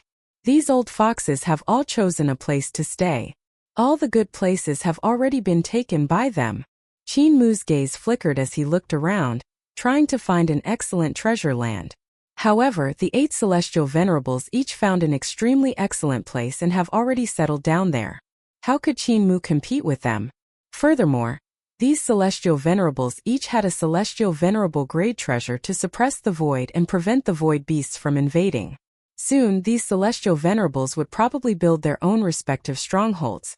When that time came, they would rush over to ask Qin Mu to send them out and let their disciples manage the place. They would get rid of the void beasts and extract various kinds of treasures. Even if I could find a treasure ground, I don't have any treasure that can suppress the void beasts. Qin Mu blinked and thought to himself, I can't take out the glassy sky pagoda. With this treasure, it would be a breeze to suppress and kill the void beasts. However, if it catches the attention of the other Celestial Venerables, they will definitely try to take it away. Yet what's even more terrifying is the ancient god egg inside the glassy sky pagoda. Furthermore, I can't be trapped here forever to guard the treasure ground. If I go and ask First Ancestor along with the past human emperors to guard this place, I'm afraid First Ancestor Human Emperor won't be a match for the Void Beast Mother. Qin Mu thought about it and suddenly had a flash of inspiration. The vertical eye in the heart of his brows opened up and looked around. The last time I came to the Grand Creation Mine, the Void Beasts couldn't enter the mine, which means that the 5 Great Mines can prevent the Void Beasts from entering. However, I only know that Grand Creation Mine is occupied by Celestial Venerable Shao. Only Celestial Venerable Chong and Celestial Venerable Gong know where the other 4 mines are. On the Qin character continent too, in his vertical eye, 2 huge ancient god eggs were communicating with each other. Suddenly, the ancient god in the egg seemed to be able to sense the situation outside, and the Tao voices instantly stopped. The 2 eggs gave off slight tremors, and the 2 ancient god eggs looked excited. Qin Mu examined his surroundings and thought to himself, I don't know where the other 4 mines are, but these 2 ancient god eggs must know. Instead of me running around, why don't I let them tell me? The 2 ancient god eggs didn't move. Qin Mu blinked and waited for a moment. The 2 ancient god eggs still didn't move. Qin Mu clenched his teeth, and his divine consciousness rippled. Not long later, the sky suddenly split open, revealing a huge eye. The eye rolled around, and its gaze landed on Qin Mu's body. Next, an incomparably huge void beast squeezed out from the void and landed on the ground. Yenner and the Dragon Qilin cried out in alarm and immediately went on guard. This void beast was covered in void markings, and its 6 incomparably thick legs took a step forward. Its sharp claws gripped the ground as it circled around them a few times.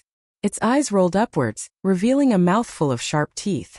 Yenner gave a soft shout and her primordial spirit appeared, ready to attack at any moment. Do you still recognize me? Qin Mu asked with a smile. The eyes of the void beast drooped down, and its mouth disappeared. Its head popped out towards Qin Mu. Qin Mu lifted his hand, and the void beast gently rubbed against his palm. Yenner let out a sigh of relief.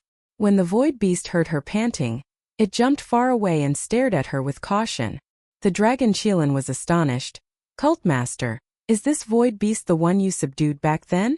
Qin Mu nodded his head and said with a smile, "It's been 1,000,000 years, yet it's still living well and has become even stronger." He rose into the air and landed on the bone mountain behind the void beast's skull, standing tall against the wind. The dragon Qilin and Yenner hurriedly flew up and also landed on the bone mountain. When the void beast saw them, its eyes rolled upwards, and it turned its head to let out a threatening whimper. Qin Mu took out the glassy sky pagoda and used it like a walking stick to knock down on the bone mountain. Only then did the void beast restrain its ferocious nature. It leaped up and sprinted frantically through the mountains. Qin Mu leaned on the glassy sky pagoda and used it to stand against the wind. Although the glassy sky pagoda was eye-catching, the celestial venerables were tidying up their own territories and had no time to pay attention to it. He completely indulged the void beast and allowed it to run without a destination. The dragon Qilin and Yenner stood beside him and looked around curiously. They saw that the void beast that Qin Mu had tamed wasn't walking in a straight line. Instead, it looked like it was wandering aimlessly. They couldn't help feeling anxious. "Cultmaster, young master, won't be able to find another treasure land, and all the treasures will be taken by the celestial venerables." This void beast had wandered for more than half a day, and was still moving aimlessly. However, there was an intuition in its incomparably simple mind that told it that this wasn't the place its master wanted. This intuition came from the ancient god egg of the glassy sky pagoda. In terms of foresight, Qin Mu definitely wasn't as experienced as Celestial Venerable Xiao, Celestial Venerable Hong, and Celestial Venerable Chang. He wasn't as knowledgeable as half-gods like Celestial Venerable Hao and Divine King Zhu. However, the armillary sphere of the glassy sky pagoda was actually an ancient god egg born in ancestral quartz mine. Its knowledge and experience were definitely not inferior to that of Celestial Venerable Xiao, not inferior to ancient god Celestial Emperor. Qin Mu knew that the two ancient god eggs he had obtained were on guard against him, so he summoned the void beast he had subdued and let the reins loose. The ancient god egg of the glassy sky pagoda would lead him to the treasure land. The void beast traveled for 3 days at an extremely fast speed.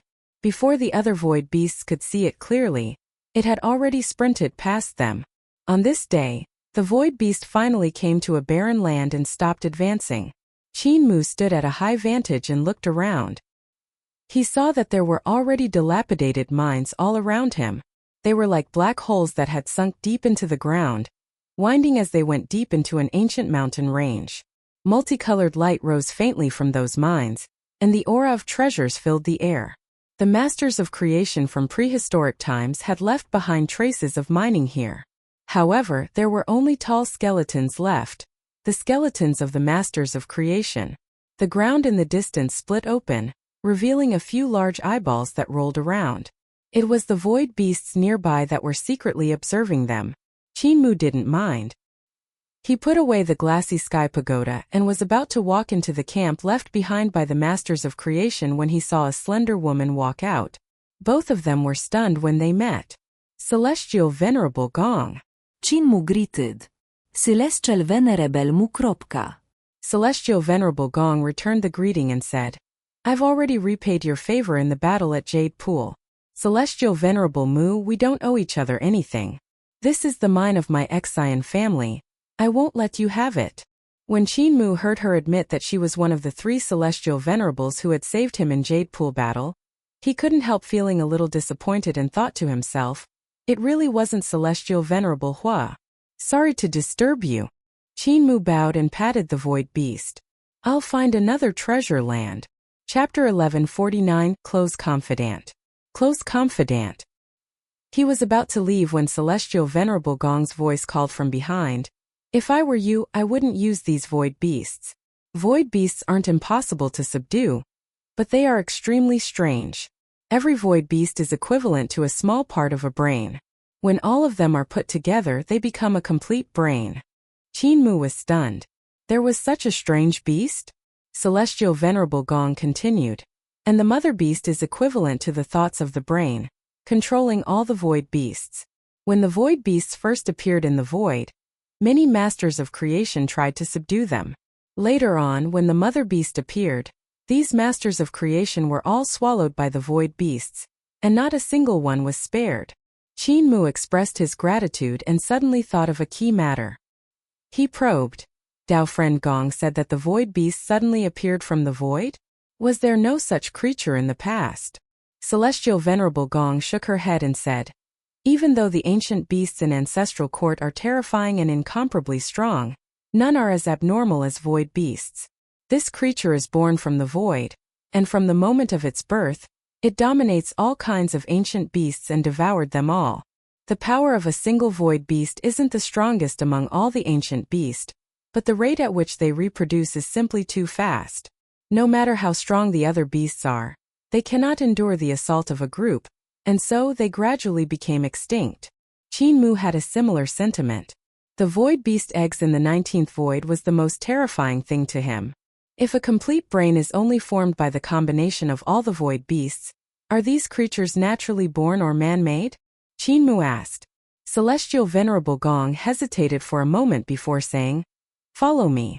Qin Mu followed her as she led him to the back of the mine. The terrain formed a huge basin which was filled with countless white bones.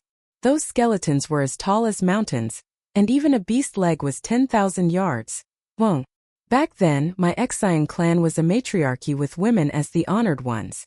However, the physical strength of a woman's body was inferior to that of Stinky Man. Divine King Gongyun led him into the basin, and as they wailed on top of the huge beast bones, she said apologetically, I didn't mean you. That's why our Xian clan often tamed beasts to fight. This is where the huge beasts of the Xian clan are buried. Come look at this. Qin Mu lowered his head and saw that this beast skeleton had 6 thick legs that were as thick as mountains.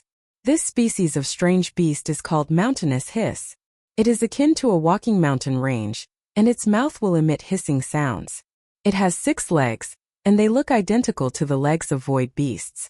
However, mountainous hiss does not have the sharp claws of void beasts. Divine King Gongyun arrives at another huge beast skeleton. Its legs had claws that were as sharp as sickles, and each leg had 8 or 9 sharp claws. This is odd toll. Divine King Gongyun said. Its body is covered in trees and moss. When it's crawling on the ground, people will mistake it for a hill. However, its claws are incomparably sharp, and it is just like the claws of a void beast. Qin Mu examined Odd Toll's sharp claws, and they were indeed abnormally sharp. They looked the same as the claws of the void beasts, except they were much smaller. This beast skeleton is Slope Raccoon. They walk around as if they are limping, but they have fleshy wings that are good at gliding off mountains. These flesh wings are the same as the flesh wings of void beasts. Divine King Gongyun came to the corpse of another huge beast and said, this kind of strange beast is called Great Fury. It has a single eye, and its divine consciousness is naturally strong. It's good at confusing people. The huge beast over there is called Sniffing Wind. It has no eyes. It only has a huge mouth on its head. Qin Mu's heart stirred slightly and he asked solemnly, what you're trying to say is that the void beasts are man-made? Divine King Gongyun shook her head. I'm not sure myself. However, I once dissected the body of a void beast and found the organs of other huge beasts in its body. What's even stranger is that these void beasts have no gender and no reproductive function. Qin Mu was stunned. Divine King Gongyun said, isn't it quite strange? Qin Mu nodded his head and said, there's no difference between male and female. In other words, void beast mother can reproduce without a gender. However, if we kill the void beast mother, we should be able to get rid of them forever. Divine King Gongyun shook her head. The void beast mother was killed before. After killing it, the strongest void beast would turn into a new void beast mother. Qin Mu was stunned. This reminds me of a divine artifact. Divine Creation Artifact. Divine King Gongyun said, I also thought of the divine creation artifact, but I have already witnessed the divine creation artifact built by Celestial Venerable Ling. That divine artifact cannot create living beings. Qin Mu frowned and probed. In that case, was it created by Grand Emperor? Gongyun shook her head. It wasn't Grand Emperor. The Void Beast Mother that was controlled by Grand Emperor is the 7th generation Void Beast Mother. When the first void beast mother appeared, he was still young and didn't have that level of cultivation. She came to the void beast that Qin Mu had subdued and gently touched the void markings on the beast's body. Look at these markings, do they look like one of the great Tao runes? Qin Mu's heart stirred slightly. He had long discovered that the void markings on the void beast's body were very gorgeous and shared similarities to the runes of the great Tao. Therefore, he had already planned to spend time to understand the marvel within and comprehend the void runes. Knowledge like the great Tao runes is something the masters of creation don't have. Back then in our era, this knowledge was far too ahead. Divine King Gongyun said, "Only ancient gods born from the Tao have such runes, but the masters of creation can't understand them." Qin Mu muttered to himself for a moment and said, "The exalted one of myriad Tao, ancient celestial emperor, should be proficient in all kinds of great Taos. Could he have created the void beasts? It's not him either. He cannot control the void beast, and he's not omnipotent." Divine King Gongyun looked up at the sky and said, "In this ancestral court, we and the void beasts are not alone." Qin Mu shuddered. We aren't the only ones in ancestral court? What did this mean? Could there be something sealed in ancestral court by the ancient gods of the primordial era? Celestial Venerable Mu, you have to be careful. The dangers here isn't limited to the void beasts and the celestial venerables. Divine King Gongyun had the intention to send him off, and Qin Mu understood her intentions. He jumped onto the bone mountain behind the void beast's head and said to Divine King Gongyun, "Divine King, I want you to owe me another favor. How about it?" Divine King Gongyun looked up at him and said, "That will depend on whether your news is worth it." Qin Mu smiled faintly and said leisurely, "I heard your relationship with Celestial Venerable Hong isn't good." Divine King Gongyun's expression turned cold as she said coldly, "I beat him a few times but I didn't manage to kill him. Why are you bringing this up? Celestial Venerable Hong isn't Grand Emperor." Qin Mu smiled. "Your close friend Heavenly Lady Chong is Grand Emperor." Divine King Gongyun was dumbfounded. Impossible. Qin Mu laughed loudly and said, "Doesn't that little hussy have a good relationship with you? Doesn't she always look for you for no reason?" Divine King Gongyun nodded. Qin Mu asked, "Doesn't Celestial Venerable Hong hide whenever he sees you? The further the better?" Gongyun nodded again, and she suddenly came to a realization. She gritted her teeth and said, "Grand Emperor won't hide when he sees me. Instead, he will rush forward. He won't leave even if I ruthlessly beat him up. Damn it, he has become a little slut." She was furious. Heavenly Lady Chong had once invited her to share a bed, and the two sisters would lie on the same bed and talk about everything. Thinking about it now, Gongyun shuddered. Qin Mu said with a smile, "The ancient mine of Xian clan. I want 10% of the divine stones produced. Is my news worth 10%? Divine King Gongyun snorted and said plainly, "If this news is true, I'll give you 10% of my divine stones. Since that slut Heavenly Lady Chong is Grand Emperor, who is Celestial Venerable Hong? Why didn't he resist when I hit him and just ran away?" Qin Mu's spirit was roused, and he opened his mouth to demand an exorbitant price. "This news I want to exchange for the origin stones. One produced in your mine. If you dig out origin stones, then they will belong to me." Divine King Gongyun thought about it and shook her head. Celestial Venerable Hong isn't worth this price. Qin Mu sighed and felt that it was a pity. He thought to himself, "Looks like Heaven Duke can't be sold at a good price." Divine King Gongyun said, "If you tell me Hong's true identity, I'll tell you the location of the other primordial mines." Qin Mu shook his head and said, "I have a way to find those mines. I can't betray my friends over such a small matter, so you have to offer more." He raised two fingers. "Give me 20% of the divine stone." Gongyun had a weird expression as she shook her head. "Celestial Venerable Hong's true identity isn't worth this price. I won't buy it. When I verify the little slut Heavenly Lady Chong identity, I'll give you 10% of the divine stones." Qin Mu saw that she had no intention of offering more, and he revealed a disappointed expression. "What kind of divine stone is in this divine king's primordial mine?" Divine King Gongyun threw a stone over and said, "It's this kind of stone. In the past, the masters of creation didn't know how to cultivate their vital qi and primordial spirits, So the secret of this type of divine stone wasn't discovered. This mine can also produce ancient god eggs just like the Grand Creation mine. Therefore this type of divine stone must be useful. You can take that one away to research. Qin Mu took the divine stone and examined it carefully. The divine stone gave off a 7-colored glow with 8 corners and 12 edges. However, what was strange was that this divine stone actually looked like a living thing. He pinched the upper and lower corners of the divine stone, and it actually collapsed inward. Meanwhile, the space inside actually flipped outwards, circulating continuously, giving people a feeling that it was extremely mysterious. This was different from the Grand Creation divine stone. He wanted to delve into research and uncover the abilities of this divine stone, but finding a treasured land was more important. When he found a treasured land, he could slowly study it. Qin Mu took the divine stone and bade farewell. He thought to himself, if I sell the identity of Heaven Duke to other celestial venerables, I will definitely get another 10% worth of divine stones. It's a pity I can't just casually sell it to others or else I'll be harming him.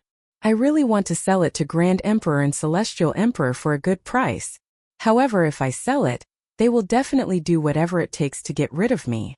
After walking far away, Qin Mu took out the glassy sky pagoda again. He said intentionally yet also unintentionally, this treasure land was occupied by Celestial Venerable Gong. Luckily, she accepted my kindness and gave me 10% of the divine stone. However, I also have to find a treasure land that isn't inferior to this place and mine more treasures to exchange for more divine stones from her. Where can I find such a treasure land? The void beast advanced aimlessly. Qin Mu was at ease and his gaze flickered. The true aim of the ancient god egg in the armillary sphere is that primordial mine of the Exian clan. Most likely, he needs that mine to mature and break out of its shell. Therefore, he must seek another primordial mine for me no matter what. Only then can I exchange for more divine stones from Celestial Venerable Gong. Qin Mu leisurely looked at the big eyes that appeared and disappeared unpredictably around him and thought to himself, furthermore, he also knows that I habitually store all the treasures into the Qin character continent, so he can take this opportunity to absorb these divine stones and be born earlier. However, as long as I find another primordial mine, why would I place the divine stones I got into the Qin character continent? Hehe. The void beast wandered for 2 days and arrived at another ancient mine. Qin Mu's spirit was roused, and just as he was about to jump down from the void beast's back, a huge mouth akin to an endless abyss suddenly appeared on the ground below, and its flying tongue swept towards him like an upside-down waterfall. Qin Mu's hair stood on end, and he hurriedly executed his divine consciousness to fill the stomach of the void beast that was hidden underground with sharp spikes. The void beast felt pain and escaped into the void. The back of Qin Mu's neck was covered in cold sweat. The void beast was still extremely powerful. The abilities of an adult void beast should be somewhere between Jade Capital and Numinous Sky, for Yenner could definitely fight it. However, these huge beasts appeared and disappeared unpredictably, making it impossible to guard against them. Even a strong practitioner of the Numinous Sky realm like Yenner would die on the spot from a sneak attack from a void beast. His divine consciousness swept through the void and forced all the void beasts hiding nearby away. Only then did he let out a sigh of relief. He got the dragon Qilin and Yenner to come down and said, "This mine should be one of the 5 most ancient mines. Follow me closely. I'll use the glassy sky pagoda to protect us." The dragon Qilin and Yenner hurriedly followed him. Qin Mu guarded the glassy sky pagoda and walked into the mine. He said, "There are a lot of Grand Creation divine stones in the Grand Creation mine, so it's very dangerous. Even 8 ancient gods died there when they carried their coffins in. Luckily, we have the glassy sky pagoda, which will grant our requests. Otherwise, we would also die." Yenner was astonished. Why is young master talking to himself? But she didn't know that Qin Mu wasn't talking to himself. He was talking to the ancient god egg in the glassy sky pagoda. His goal was to let the ancient god egg protect them, which was why he was behaving unusually. This ancient mine was situated in the middle of the mountains, and the mountain peaks were as steep as walls. When they entered the mountains, the surroundings were filled with chaos. It looked like darkness but also like there was light. However, they couldn't see far. In the boundless chaos there were fragments of plants that were rooted in the chaos chi. Those plants actually had dragon scales which were very bright. Qin Mu went forward to take a look, but what he saw was his own organs. He was astonished. This plant is very strange. Could it also transform into a divine dragon and fly away? He saw some plants blooming and bearing fruits, but he didn't know the medicinal properties, so he didn't dare to pluck them. I wonder if I can enter the medicine? Grandpa Apothecary's chance has come. If he comes here, his medical path will most likely improve further, and there's hope for my medical celestial palace. They gradually went deeper into the mine, and Qin Mu suddenly stepped on the skeleton. He frowned slightly and roused his vital qi to force the surrounding chaos qi away. The chaos qi was incomparably heavy, and a little qi flow was as heavy as a mountain.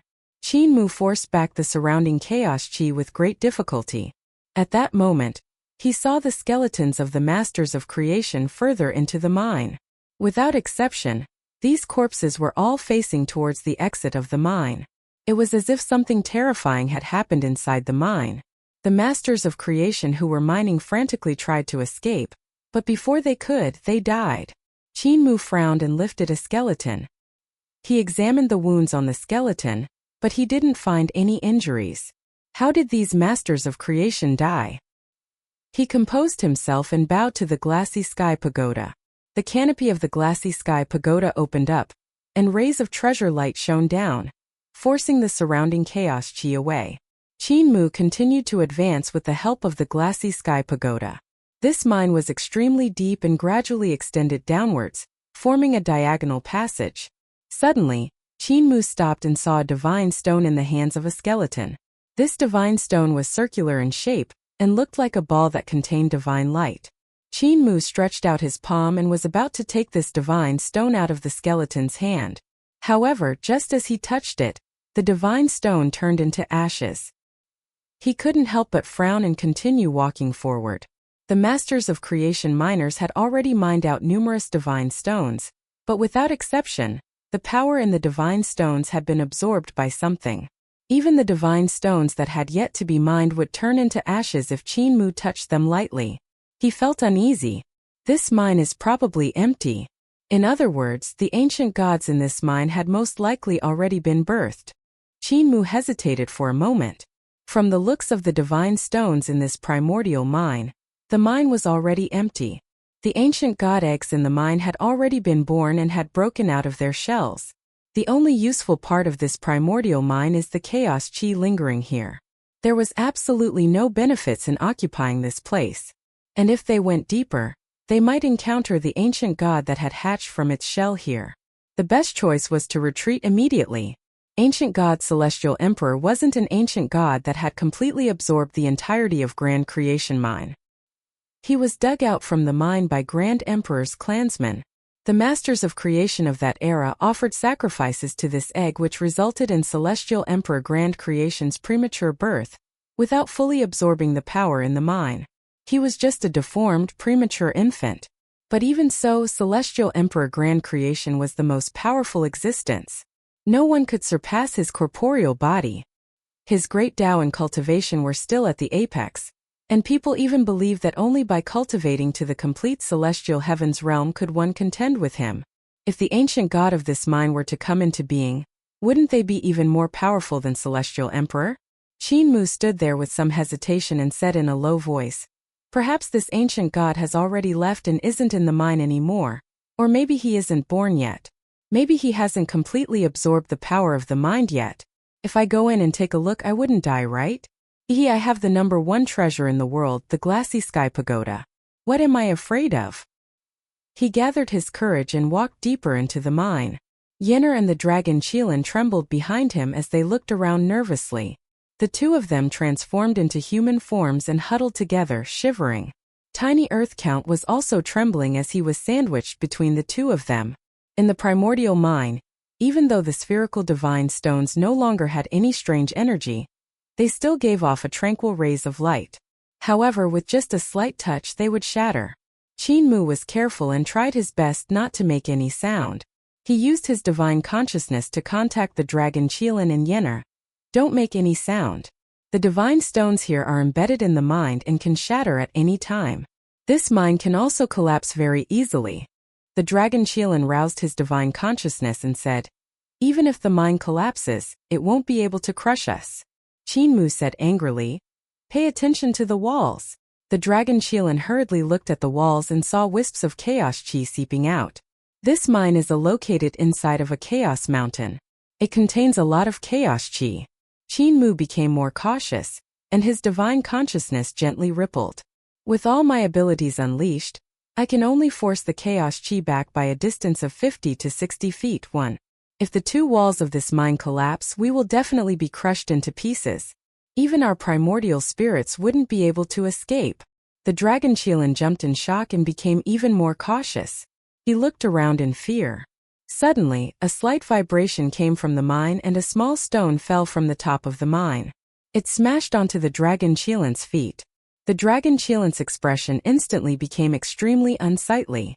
Even though the stone was small, its weight was terrifyingly huge. It was as though an entire mountain is pressing on his feet. Just as he was about to cry out in pain, Yenner hurriedly covered his mouth and said, "Darling Pai, don't scream. If you scream, the mine will collapse. Raise your leg and bring it to your mouth to lick it."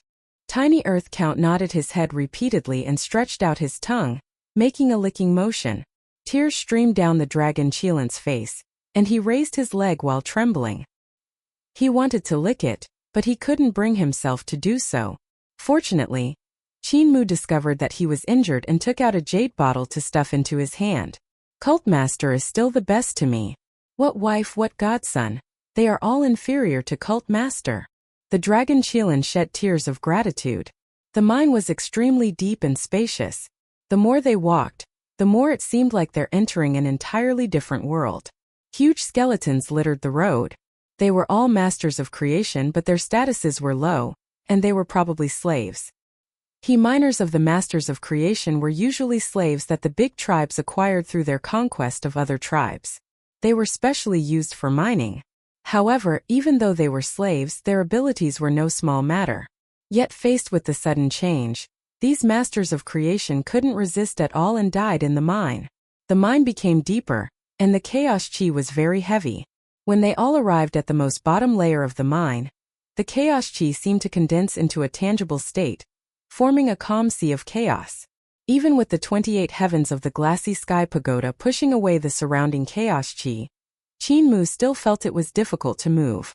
The terrain gradually became flat, and huge pillars that were thick and thin supported this vast underground world. This should be the center of the mine. Boundless chaos. Qin Mu looked over and even opened the third eye in the heart of his brows. He couldn't see far and his sight was hazy. "Follow me, don't get lost," he transmitted with his divine consciousness. "If you walk out of the range of the glassy sky pagoda, you will definitely die." The dragon Qilan's leg had yet to recover, and he limped after him.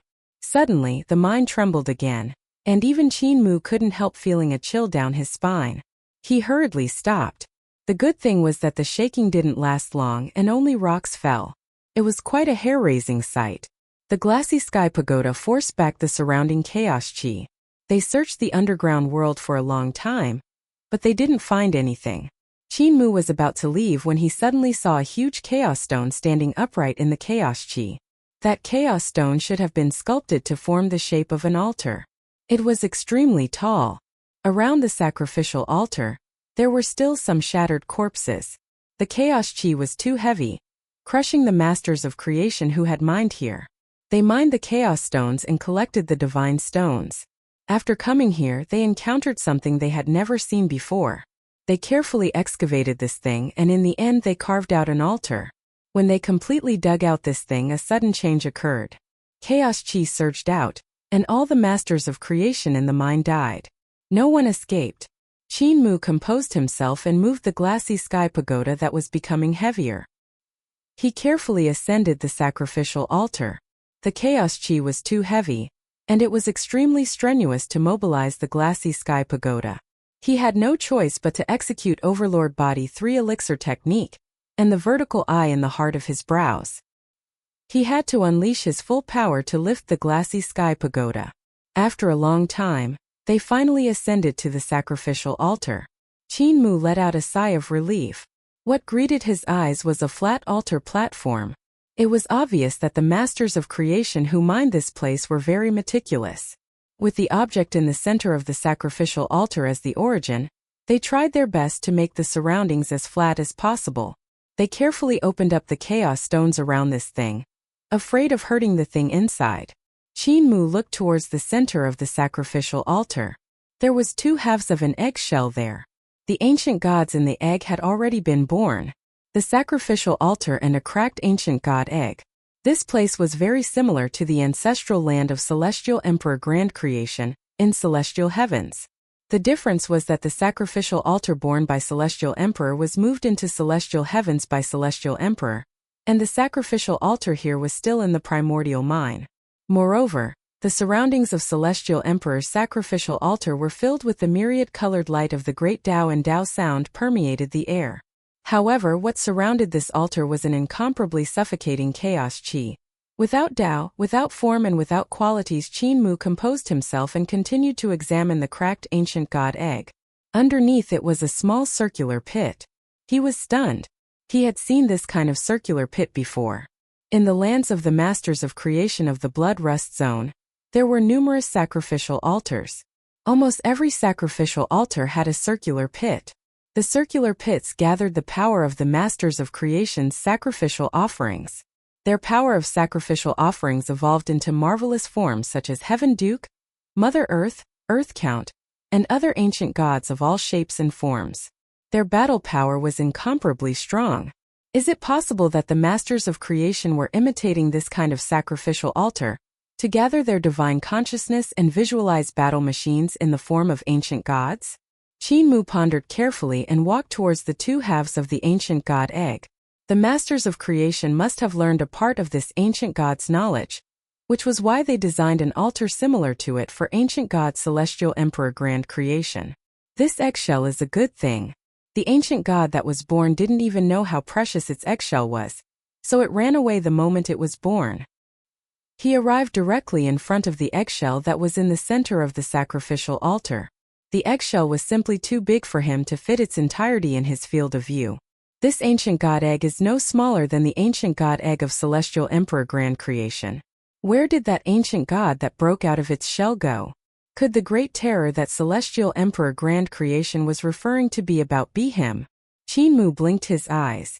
Back then, when ancient god Celestial Emperor led a group of ancient gods to seal ancestral court, he had the intention of sealing his disgraceful past. He probably wanted to seal a terrifying strange beast akin to the Void Beast. Meanwhile, the Void Beasts were strange beasts that were pieced together by different ancient beasts. They didn't seem like they were born from heaven and earth, but like terrifying creatures that were created by humans to destroy the world. Could the person who created the strange beast be the ancient god that came out from this eggshell? No matter what, this ancient god left a flaw. Qin did his best to drag the eggshell into the heart of his brows and put it into the Qin word land. The eggshell was too big and almost covered half of the Qin word land. He didn't have enough cultivation to refine the eggshell a little smaller, so he could only keep it for now. For example, the 2 ancient god eggs that he had obtained had been refined. One was made much smaller by ancient god Celestial Emperor, while the other was refined by the Black Tortoise and Deity as treasures, becoming the core of the Glassy Sky Pagoda. If he had their cultivation, Qin could also refine the eggshell a little smaller. I have already figured out the runes of a grand beginning egg, and with this eggshell, I can deduce the great Tao of the ancient gods.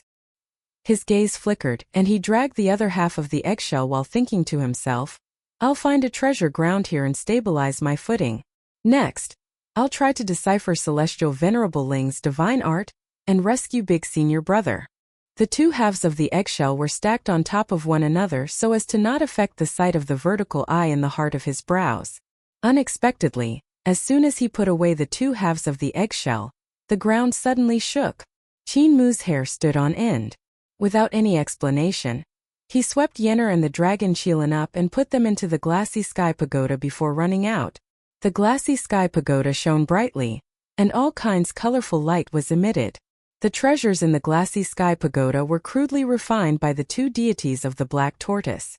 They weren't exquisite, and in Qin's eyes, they were a waste of precious resources. However, there were too many treasures in the Glassy Sky Pagoda, and every one of them was made from rare treasures of ancestral court.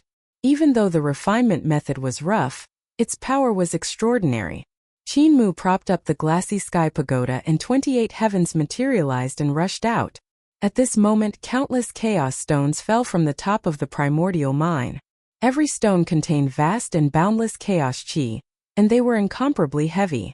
When they smashed onto the glassy sky pagoda, the light from all the unique treasures burst forth continuously, and the light formed an orderly Tao pattern that resisted the power of the chaos stones. Qin Mu let out a dull roar from his throat and executed his Overlord Body 3 elixir technique with all his strength. He rushed out frantically, but the chaos stones that fell became larger. They even started to smash through the layers of heavens. With a thought from Qin Mu, he reversed the 28 heavens, and the order of the heavens changed continuously, transporting the chaos stones that were smashing over to his back. His corporeal body welled up as he poured all his vital chi and divine consciousness into his body, strengthening it to the extremes. In every orifice of his body, multicolored light leaked out. Within these light, one can hear the grand voice of the Tao. Above his head, the apparition of Heaven Duke appeared. In the heart of his brows, ancient God Celestial Emperor was sitting in celestial heavens. Beneath his feet were the twin lotus of the ruins of End. Earth Count resided in his dantian, and Mother Earth was rooted in his heart and lungs.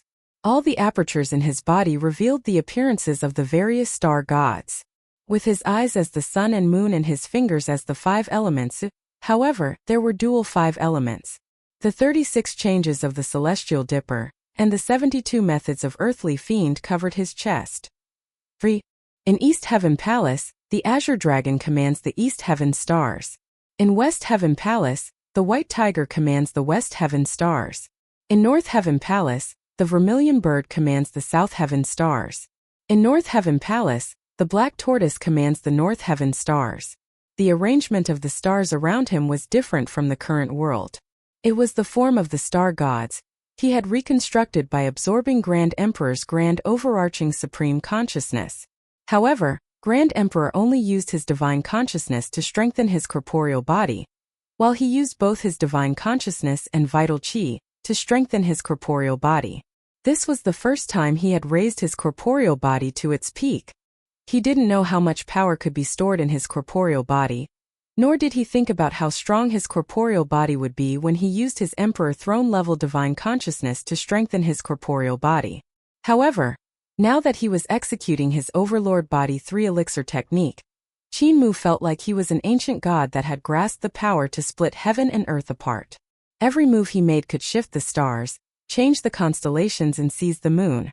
If this power was released, not to mention anything else, even an existence on the numinous sky realm wouldn't be able to block his great divine art of the martial path.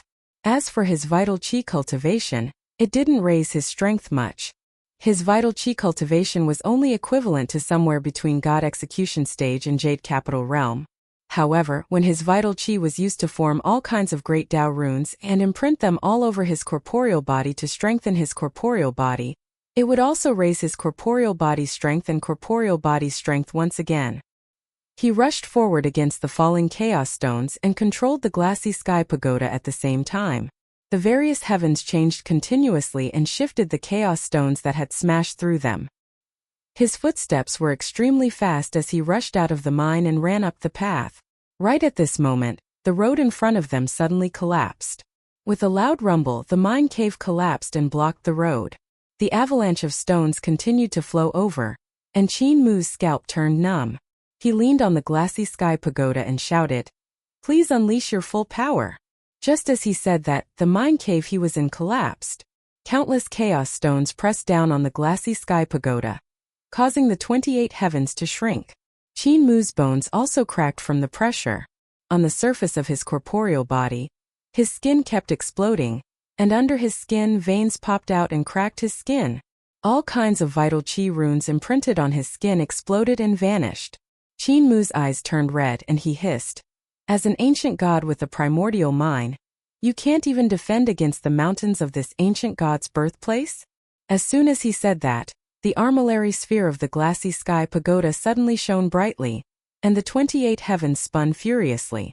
The Dragon Qilin and Yenner felt that they were flipped upside down, and sometimes inside out. They couldn't tell which direction they were going, and they were thrown into disorder. The huge rocks that fell from the mine were blown away, and the path out appeared. Qin Mu made a prompt decision and rushed out along the path with the glassy sky pagoda. Chapter 1153, taking you to play. Outside the mine, Divine King Zu's body was surrounded by countless strands of divine light. The brilliance reached the skies, and 49 rays of light connected heaven and earth. They were all infused with a different luster, akin to a peacock spreading its tail. This treasure land is no small matter. The light in Divine King Zu's eyes flickered. He was the son of Heaven Duke and had inherited Heaven Duke's bloodline. This kind of bloodline was of the highest grade and allowed him to possess the famous all-encompassing physique. Any divine arts, parts and skills was trivial for him to cultivate. He looked at the chaos chi that filled the mine. The chaos chi was no small matter. Since there was chaos chi overflowing from this mine, it must be a huge treasure ground. This meant that the treasures in the mine were even more astonishing than the chaos chi. Putting everything else aside, even though it's hard to refine chaos chi and chaos stones into treasures, they are still extraordinary treasures. Using chaos stones to sculpt god idols and using them to suppress the myriad realms, who can resist such treasure? He walked into the mine and said in a low voice, even if there aren't any other treasures in the mine, these 2 mountain ranges formed from chaos stones can be refined into weapons. They can be refined into 2 whips that can be wielded to kill my father more easily. Just as he thought that, the ground suddenly trembled and the mountains shook. Divine King Zu was dumbfounded. He saw the mountain range formed by the 2 chaos stones wobble and begin to crumble. The crashing of the chaos stones could be said to be world-shaking. Even he couldn't help but feel apprehensive. The power of the chaos mountain was too terrifying. It didn't appear like it was collapsing, but more like it was disintegrating as a whole. Divine King Zu hurriedly retreated, but he saw the chaos mountain range turn into nothingness in a short moment. It crumbled into countless specks, and the heavy chaos stones pressed down on the collapsed mine, causing it to sink into the ground. The chaos mountain collapsed, and the chaos chi hidden within the chaos stone was instantly released. The vast and boundless chi was like a surging fog that rushed in all directions. Wherever the violent air currents passed by, the ground would sink continuously, and the divine mountains that were covered in divine gold would become smaller and denser. Even the void beasts that were flying in the sky and tumbling underground were crushed into pieces in an instant. They couldn't escape in time. Divine King Zu's heart pounded as he resisted the impact of the chaos chi. He looked at the 2 mountain ranges in the mine, only to see that there had already become 2 huge cracks that had sunk into the ground. What exactly happened? He couldn't help being bewildered. At this moment, tremors and heavy breathing came from underground. Divine King Zu was astonished. Could there still be a terrifying monster that is still alive here? And that monster destroyed the mine. In the fog, the chaos stones flew up in all directions and were thrown high into the sky. They were like stars that smashed into the ground, causing the ground to split open, revealing bottomless holes. The chaos chi was vast and blocked his vision, so he couldn't see what monster was running out from inside. The monster seemed to be buried in the mine and was digging a path. Divine King Zu became even more cautious as celestial palaces floated behind him. They were completely different from the reckless and boorish behavior he usually displayed. Those who could live past Dragon Han, Crimson Light, High Emperor, and Founding Emperor era and became celestial venerables weren't idiots. Even though he was a celestial venerable, he still had to be careful. He didn't dare to be careless when facing a dangerous place like Ancestral Court. After a moment, the monster stopped throwing chaos stones around and walked out. A voice was heard and it said happily, "We're finally out. Pai Yenner, you can come out now." When Divine King Zu heard this voice, his face couldn't help but turn black. After a moment, Qin Mu brought the Dragon Qilin and Yenner out of the collapsed area. When he put away the glassy sky pagoda, he saw Divine King Zu, who was also standing in the chaos chi. His heart shuddered and he smiled. He nodded at Divine King Zu. Divine King Zu snorted and said indifferently, "I've long heard that Celestial Venerable Mu wreaks havoc whenever he goes. I didn't believe it at first, but today I have witnessed that the rumors were not false." This primordial mine, Chaos Divine Mountain, has existed in ancestral court for hundreds of millions of years, and has always been safe and sound. Who expected it to be destroyed the instant it met you? Qin Mu said in fear and trepidation. You flatter me, nephew. When Divine King Zhu heard the word nephew, he raised his eyebrows and said indifferently, What treasure did you find in the mine? Take it out.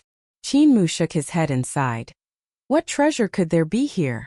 Truth be told, this place is a primordial mine that is similar to the one that gave birth to ancient god Celestial Emperor. You should have heard it from my brother Heaven Duke, right? The ancient Celestial Emperor was born in Zhu Clan's Grand Creation Mine.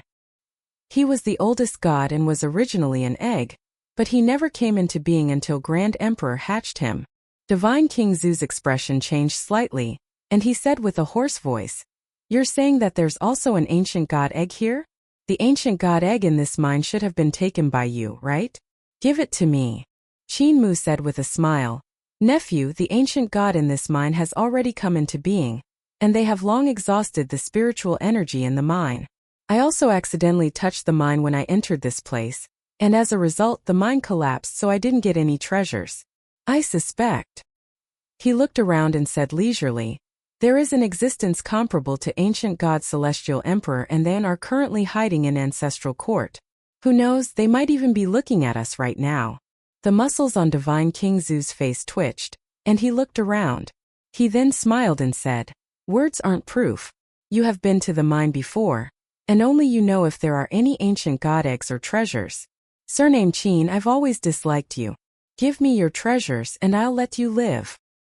He said proudly, Others don't dare to kill you, but I dare. I'm not like them, worrying about personal gains and losses. I even dare to kill my ancestors. Qin Mu said with a smile that wasn't a smile, You don't dare. When you entered, it is I who brought you in. And when you wish to leave, it is I who will bring you out. I cannot die. Killing intent exploded in Divine King Zhu's eyes. Qin Mu said lightly, Nephew, you can only come to here to play if I accompany you here. If I don't bring you to play, you can only watch.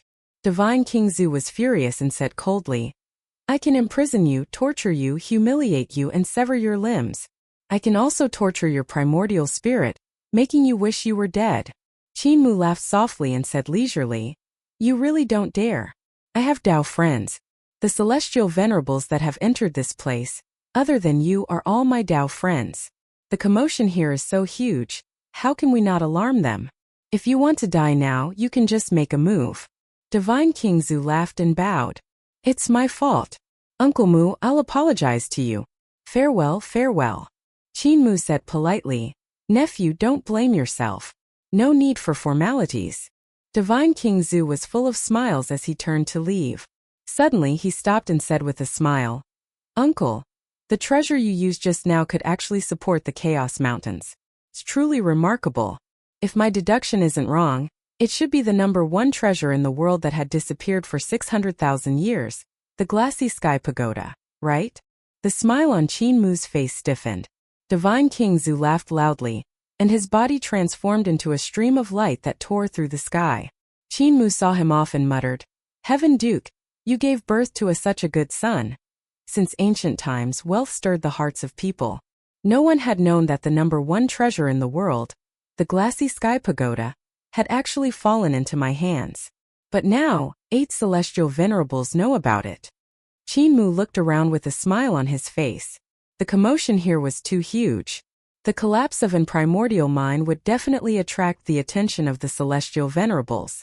Even if Xiao Chong, Hao Gong, Lang Xian, and the rest didn't come here, they could still use their divine consciousness to look at this place. They might not have seen Qin Mu walking out of the Chaos Mountain, but they would definitely have heard Divine King Zhu's words. In Qin Mu's eyes, the Glassy Sky Pagoda couldn't be considered the number one treasure in the world because it was too crudely made. The truly effective part of it was the ancient god egg. However, in terms of power and transformations, the Glassy Sky Pagoda was indeed extremely powerful and terrifying. This treasure could be used to arrange formations and kill strong enemies. There was almost no need to use one's cultivation. One only needed to offer a plea to the Glassy Sky Pagoda. A treasure like this, it's impossible to not be moved. Even Divine King Gong Yun, who had a good relationship with Qin Mu, was no exception. Qin Mu and Gong Yun used each other, so they weren't close. Perhaps only Celestial Venerable Hong and Celestial Venerable Shao wouldn't covet the Glassy Sky Pagoda. Qin Mu and Gong Yun only used each other for mutual benefits, so they weren't close. In Ancestral Court, perhaps only Celestial Venerable Hong and Celestial Venerable Shao wouldn't covet the Glassy Sky Pagoda. Even though Celestial Venerable Shao wouldn't be greedy for the Glassy Sky Pagoda. He is someone who sealed and suppressed the egg of grand beginning, and places great importance on power. He definitely wouldn't allow another ancient god celestial emperor to be born. The other ancient god eggs were the same as him. They came from the primordial mine. He was the grand creation, but his birth wasn't smooth due to being plotted against by Grand Emperor, and had absorbed a large amount of the Masters of Creation's sacrificial offerings. Thus his growth wasn't complete. The egg liquid in the eggshell hadn't been completely absorbed, nor had he absorbed all the Grand Creation Divine Stone and all the Grand Creation Origin Stone. He had a huge flaw. His abilities weren't at their peak. As for the other ancient god eggs, they still have the potential to grow into complete forms, and they might even be stronger than him. For a power-hungry maniac like him, this was something he could never tolerate. Heaven Duke's good son has caused me great trouble.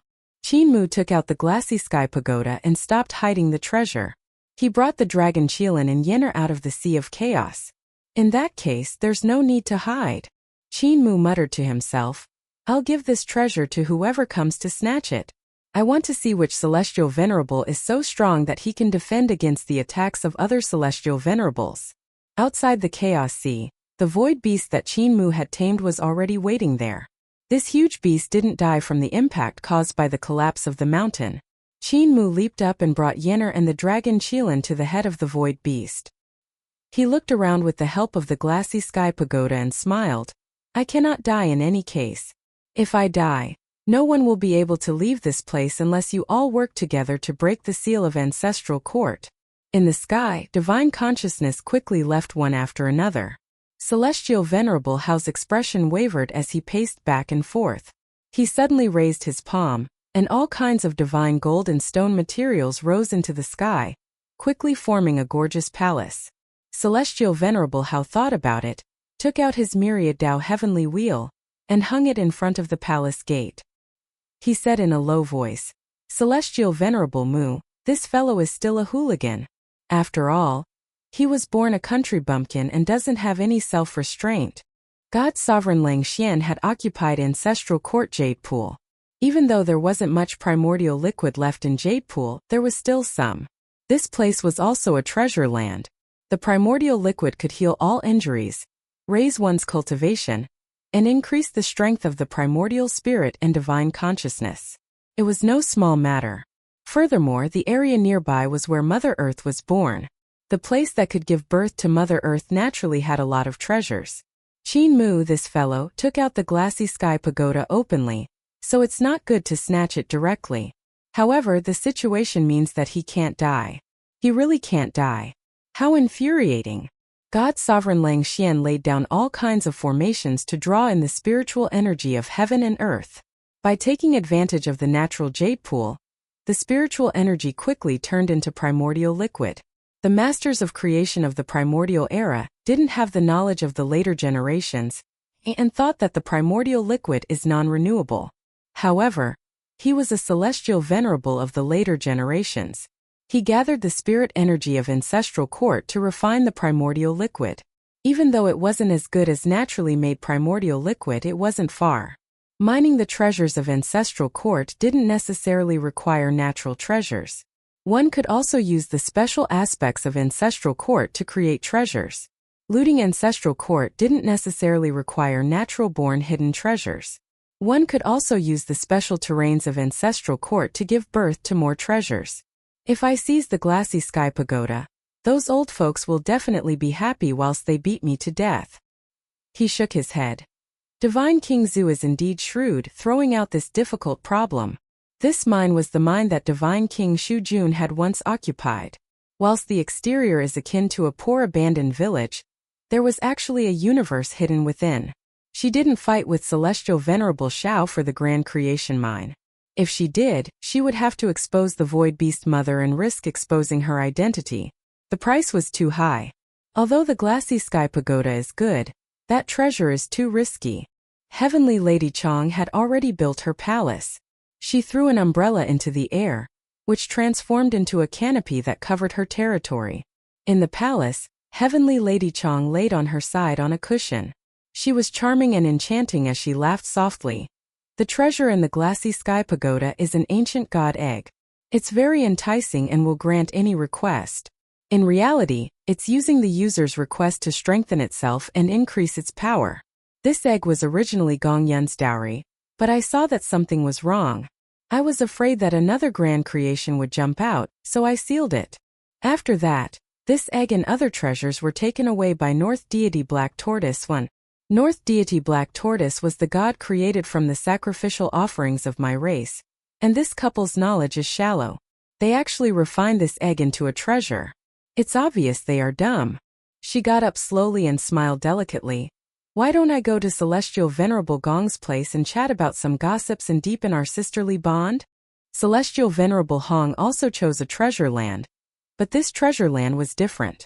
It was a huge lake that was originally the origin of the Celestial River and the stars. However, as the sky rose higher, the Celestial River also rose higher. Among the Masters of Creation there was the Star Lords of Creation. With the source of the Celestial River as the starting point, they created radiant stars and they could change heaven and earth. Heaven Duke and the stars were born from the corresponding Tao. From then on, the Celestial River and Xuandu became higher and higher.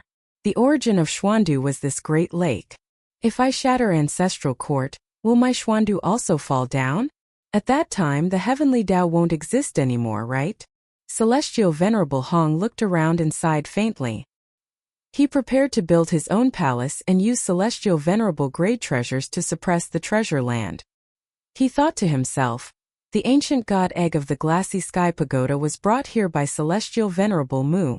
I wonder if it's a blessing or a curse. Although the heavens have its own rules, the heavenly Tao is impartial. What should I do? He muttered to himself for a long time and didn't move.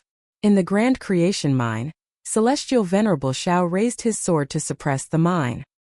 He looked towards the chaotic mine and said coldly, "Nonsense. The Grand Derivation 1 mine collapsed, but that terrifying existence still came into being. Luckily, the seal of Ancestral Court wasn't broken." Celestial Venerable Gong also looked towards the Chaos Mine and frowned slightly. At that moment, Heavenly Lady Chang's voice was heard. She smiled and said, "Sister Gong, I'm here to visit." Celestial Venerable Gong retracted his gaze and smiled. "Sister Chang, please sit inside." Qin Mu held onto the glassy sky pagoda and let the void beast carry him. After a few days, Qin Mu looked into the distance and saw Celestial Venerable Yan's palace in front of him. Chapter 1155 Taiji Mine. Was this mine obtained by Heavenly Lady Yan? Qin Mu was rather disappointed. Heavenly Lady Yan was either Celestial Empress or Mistress Yuanmu. She's definitely knowledgeable about Ancestral Court, so she naturally chose the best treasure land as soon as possible. Heavenly Lady Yan sensed his arrival and walked out of the palace with the white cat in her arms. Qin Mu bowed, and Heavenly Lady Yan hurriedly returned the greeting. She said with a smile, "Celestial Venerable Mu brought the #1 treasure in the world to show off. Aren't you afraid that the void beast will lust after it and eat you?" Qin Mu smiled. "I'm not worried about the void beasts. I'm only worried about the Celestial Venerables in Ancestral Court." Heavenly Lady Yan couldn't help laughing. "Without your spells and divine arts, no one can leave. They don't dare to break the seal of Ancestral Court, so they can only watch you show off with the glassy sky pagoda." Her beautiful eyes blinked as she asked, "Does Celestial Venerable Mu know the origin of the treasures on the glassy sky pagoda?" Qin Mu's heart stirred slightly, and he humbly sought guidance. "Please teach me, elder sister." The white cat in Heavenly Lady Yan's embrace let out a whimper and revealed a threatening expression. Qin Mu smiled and said, "I'm not competing with you over a woman's favor. Why are you being jealous and scaring me?" Heavenly Lady Yan gathered the white cat and smiled. "Little Seven isn't an ordinary cat. He's a spirit cat that can differentiate between good and evil. He probably thinks Celestial Venerable Mu isn't a good person, so he reminded me. Is this cat white?" Qin Mu nodded without thinking. It's especially white. And big. Heavenly Lady Yen burst into laughter, and the dragon Qilin coughed in haste. Qin Mu came to a realization and immediately said, "Let's not talk about the cat. Big Sister hasn't mentioned the origin of this treasure." This treasure was forged by North deity Black Tortoise, after the couple looted the treasure vault of Grand Emperor Ju Yushi. It was made from thousands of treasures of ancestral court. The armillary sphere on it was picked from the Exian clan's mine. It was originally called the Request Stone. Heavenly Lady Yen said, "This treasure will grant any request. It can control all treasures in the world and activate the powers of the treasures. It can change substances, and it's even more marvelous than the visualization methods of the masters of creation. It can turn soil into gold, women into men, and water into fish.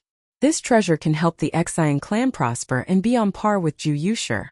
However, the existence in this egg is none other than another celestial emperor." Qin Mu thanked him. "Thank you for your guidance." Heavenly Lady Yen smiled. "You shouldn't play with fire. Grand Emperor didn't end up well after hatching ancient god celestial emperor." Qin Mu was astonished. Heavenly Lady Yen said, "This is my territory. Celestial Venerable Mu, you should find another treasure land." Qin Mu bade farewell and left. He suddenly stopped and asked, "Does Heavenly Concubine know who is Mistress Yuanmu and who is Celestial Empress?" Heavenly Lady Yen was slightly stunned. She shook her head and smiled. "Does Celestial Venerable Mu know?" Qin Mu said, "I feel that Mistress Yuanmu and Celestial Empress will definitely not miss out on ancestral court. No matter who they reincarnate into, they will come and get involved in this mess. I have a treasure that is Mistress Yuanmu's corporeal body. It might be able to summon Mistress Yuanmu's soul. In that case, I will know who is the true Mistress Yuanmu." Heavenly Lady Yen smiled. "I also want to know where Yuanmu is hiding and who she has become. In that case, why doesn't Celestial Venerable Mu give it a try?" Qin Mu laughed loudly and turned to leave. "It's just hypothetical. How would I have a corporeal body of a mistress?" He stood on the head of the void beast, and after walking for a long time, he came to another treasure ground. Qin Mu narrowed his eyes and saw God Sovereign Lang Xian's palace from afar. He examined his surroundings and saw that the terrain here was like a three-dimensional Taiji diagram. The two divine mountains, one black and one white, were clasped on the ground, and a long river flowed in the center. The two divine mountains were round. One of them was completely snow-white while the other was completely black. They were thousands of miles apart and faced each other from afar. Multicolored light rushed from the mountains into the sky. God Sovereign Lang Xian's palace was built in the middle of two divine mountains. There was a large mine there, and the mine was located on both sides of the river. Multicolored light overflowed from the river, almost forming Dao markings. There were mines on both sides of the river. Qin Mu flew into the sky and looked down. He saw that the mountains and rivers here had formed a natural Taiji diagram. In the palace, God Sovereign Lang Xian sensed him and immediately raised his celestial venerable treasure. That treasure was a huge bell that hung upside down above the palace. God Sovereign Lang Xian raised his hand, and the bell rang loudly, turning all the void beasts hidden nearby into powder. "Surname Qin, how do you compare to these void beasts?" God Sovereign Lang Xian raised his head and said murderously, "This is my territory, my treasure mountain, my mine. If you dare to covet it, you shall die." Qin Mu descended and smiled. "Nephew Lang Xian." God Sovereign Lang Xian raised his hand to pat the bell, but Qin Mu knew he was ruthless and immediately changed his words. "Brother." God Sovereign Lang Xian's expression softened slightly, and he sneered. "You are two-faced. You can fool others but you can't fool me. If you don't provoke me, I will tolerate you. But if you provoke me..." Qin Mu smiled. "Then I won't bring you out." God Sovereign Lang Xian was stunned and he slowly said, "You should use your words more carefully. Celestial Venerable Mu, let me give you some pointers. There are a total of 5 primordial mines in Ancestral Court, and these 5 mines already have owners. They aren't things you can covet. However, other than these 5 mines, there are also other precious lands and countless treasures." Qin Mu's expression changed slightly. "May I ask for your guidance?" God Sovereign Lang Xian smiled and said, "For example, you do originated from Ancestral Court. you can find the place where Yudu originated from. That place was the burial ground of the first ever master of creation.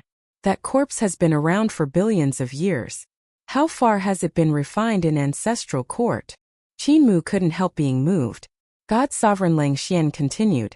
Maybe you can also find the origin of Heavenly Yin world. That place is the place where souls are shattered. You are proficient in the Heavenly Yin technique, and that place is also a great treasure land for you. Furthermore, you can also find the origin of the ruins of End. Even though you can't find the twin lotuses of life and death, you can find their roots. They are also supreme treasures. Qinmu bowed in thanks and God Sovereign Lang Xian returned the greeting. He said with a smile, I'm a straightforward person, and my words are more straightforward. You are the great senior elder of the Heavenly Alliance, big senior brother. Don't blame me. Qinmu said seriously. It's a blessing to have an upright person like Dao friend Lang Xian in the Heavenly Alliance. Both of them laughed loudly. Qinmu patted the void beast and it left. The places God Sovereign Lang Xian mentioned are indeed remarkable treasure grounds. They are also extremely useful to me. On the void beast's head, Qinmu muttered to himself irresolutely.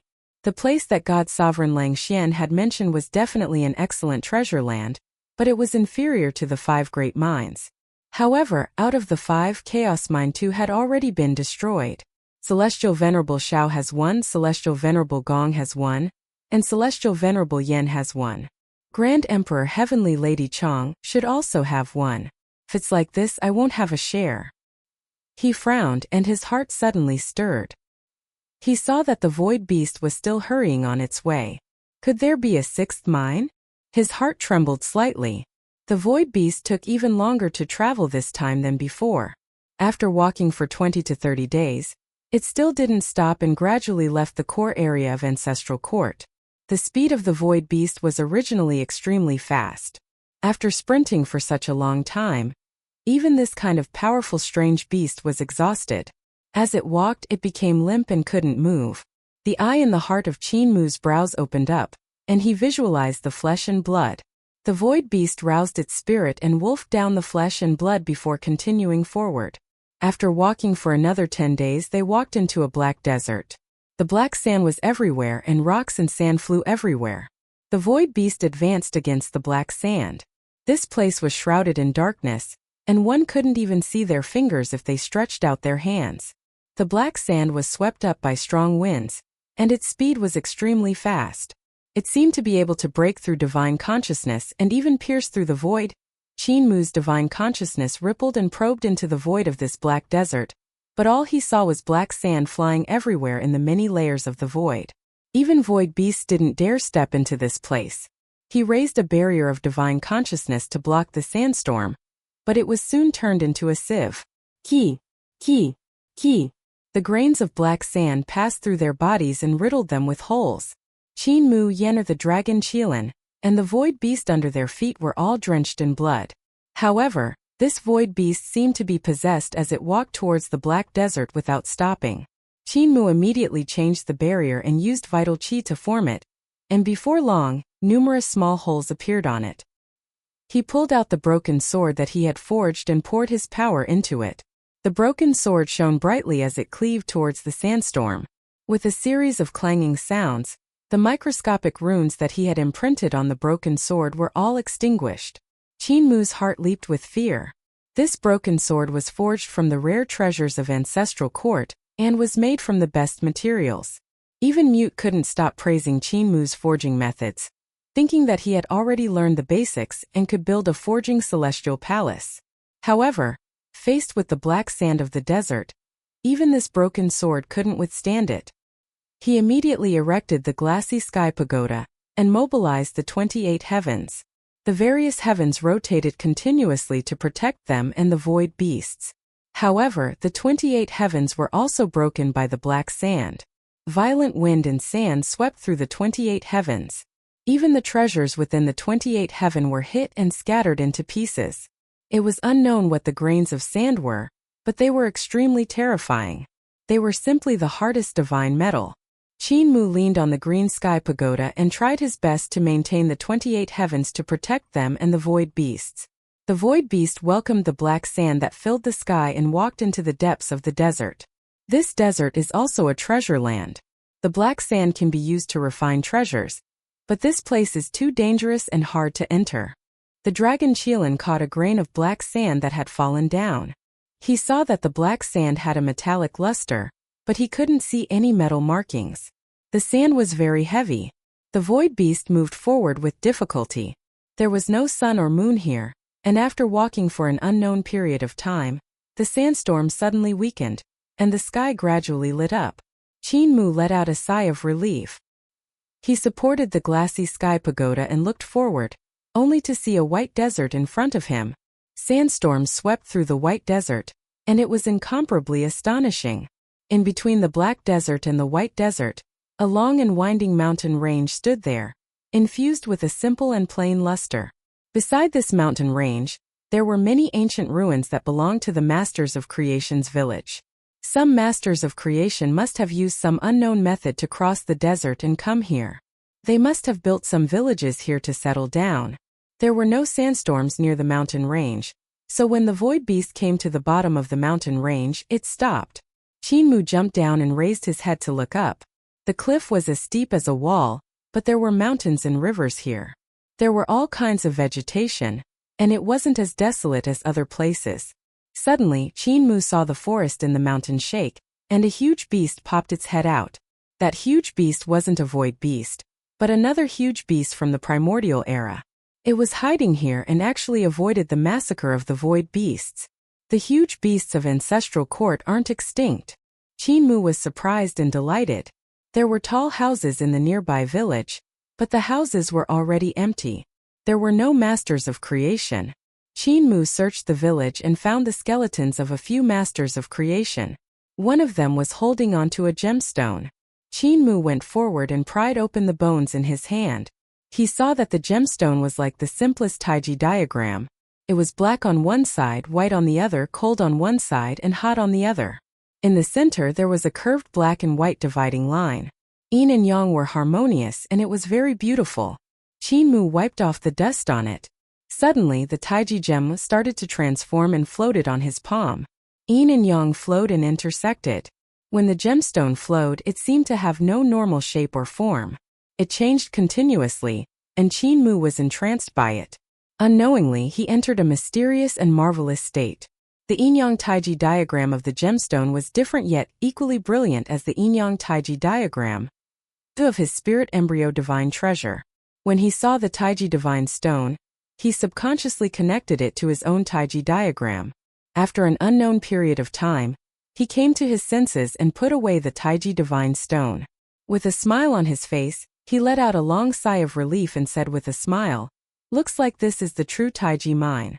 The place that God's sovereign Lang Xian occupied seems to be a Taiji diagram as well, but it should be a fake land. No wonder he couldn't dig anything out from there. "Young master is awake." Yinner's voice rang out. Qin Mu looked towards the source of the voice and saw Yinner transforming into a woman. She was cooking while the dragon Qilin was meditating to cultivate his qi. He placed a grand creation divine stone in the heart of his brows to cultivate his divine consciousness. Qin Mu was astonished and asked, "How long have I been standing here?" "It's already been 10 days. Yinner arranged the dishes and said, "This place is quite shabby. Luckily, I brought some vegetables, fruits, and spirit herbs. Fatty Dragon has already cultivated several acres of barren land, and is planning to plant some spirit herbs here." She brewed a pot of tea and served it. "Pie, time to eat." The dragon Qilin woke up and was delighted to see Qin Mu. "Cult Master is awake."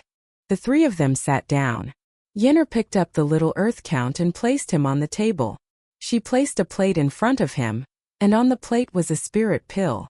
"Don't get it on your body," Yinner instructed tiny earth count.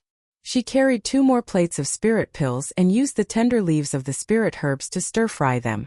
She placed them in front of the dragon Qilin and said, "I've added some cool snow spirit mushroom for you.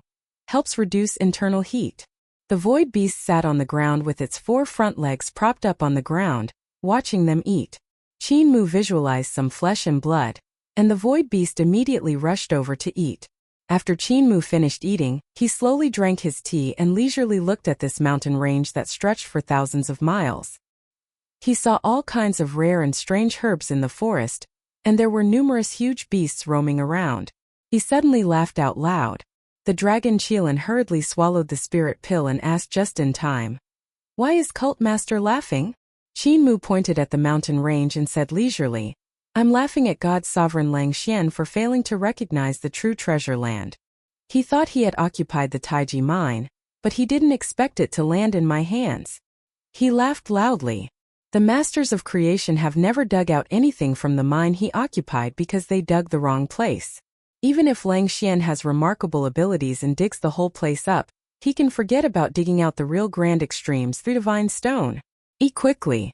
After we eat, let's go find out where the mine is. The dragon Qilin picked up the plate and poured it into his mouth. The tiny earth count also stuffed half of the spirit pills into his mouth, but he almost choked to death. Yenner hurriedly patted him before he could swallow. Everyone was ready to go. Qinmu pointed at the void beast and said, "Stay here." The void beast sat down obediently and drooled as it stared at the various huge beasts that appeared and disappeared unpredictably. Its long tongue kept sticking out from its chin and rolled up the drool that was flowing down from its mouth. Chapter 1157. One flower, one world. The length of this mountain range was astonishing, and the mountain was steep. Just as Qinmu entered, he felt something strange. This mountain gave people a feeling that something was wrong, and when his vital qi reached here it became sluggish, as if it was stuck in sand. Qinmu immediately executed the glassy sky pagoda, and saw the 28 heavens revolving. However, the mobilization of the 28 heavens became more difficult. Not only that, but he also felt that his corporeal body and primordial spirit were stiffening, and the blood in his body was about to transform into a solid state. Qinmu raised his head and saw that the 28 heavens of the clear sky pagoda had become gray. He didn't know why. The dragon Qilin turned back to look at his tail and cried out in astonishment, "Cult Master, I'm going to solidify. The power here is extremely strange. You guys retreat first, I'll scout the way." Qinmu let Yenner and the dragon Qilin back down and climbed up alone. He said in a low voice, "According to logic, the Grand Extremes mine should have Yin Qi and Yang Qi. The chaos should still be in a state where it is yet to be separated. This place is a little strange." Not long after, he came to a mountain road with the glassy sky pagoda. This should be the mountain road that the masters of creation who had entered this place had opened up. It was obvious that the masters of creation who had come here were also planning to enter this place to mine the divine stones, and they should have already found the location of the mine. As long as I follow this mountain path, I'll be able to find where the Grand Extremes mine is. Qinmu continued to climb up and went around a few hills. Suddenly he saw an incomparably tall stone statue standing on the road. Qinmu carefully walked forward and saw that the stone statue was facing the direction of the mine. It looked like it was about to walk away, and on its back was a mining tool forged from divine metal. He walked to the front of the stone statue and raised his head to take a look. This stone statue should have been sculpted by a master of creation, but for some reason it was standing there. There were many strange traditions and customs during the primordial era. This should be the custom of this clan of masters of creation that thrived on mining. He continued forward and suddenly, he saw another stone statue beside the path. It was similarly tall, and looked like an adult master of creation.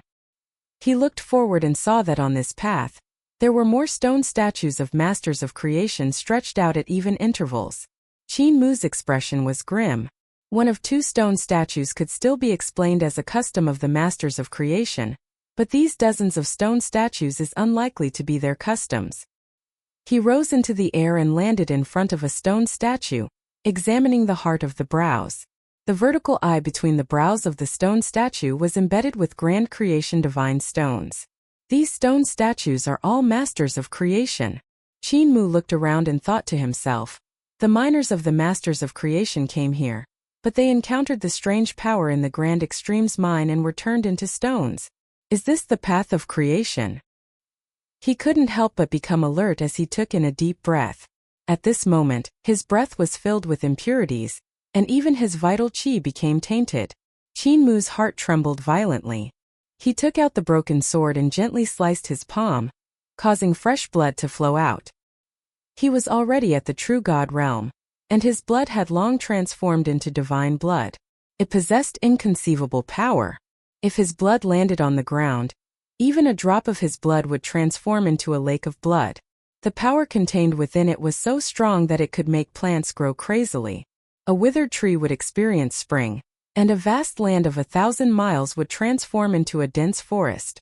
It was even to the extent that his divine blood could purify plants, turning them into demon spirits.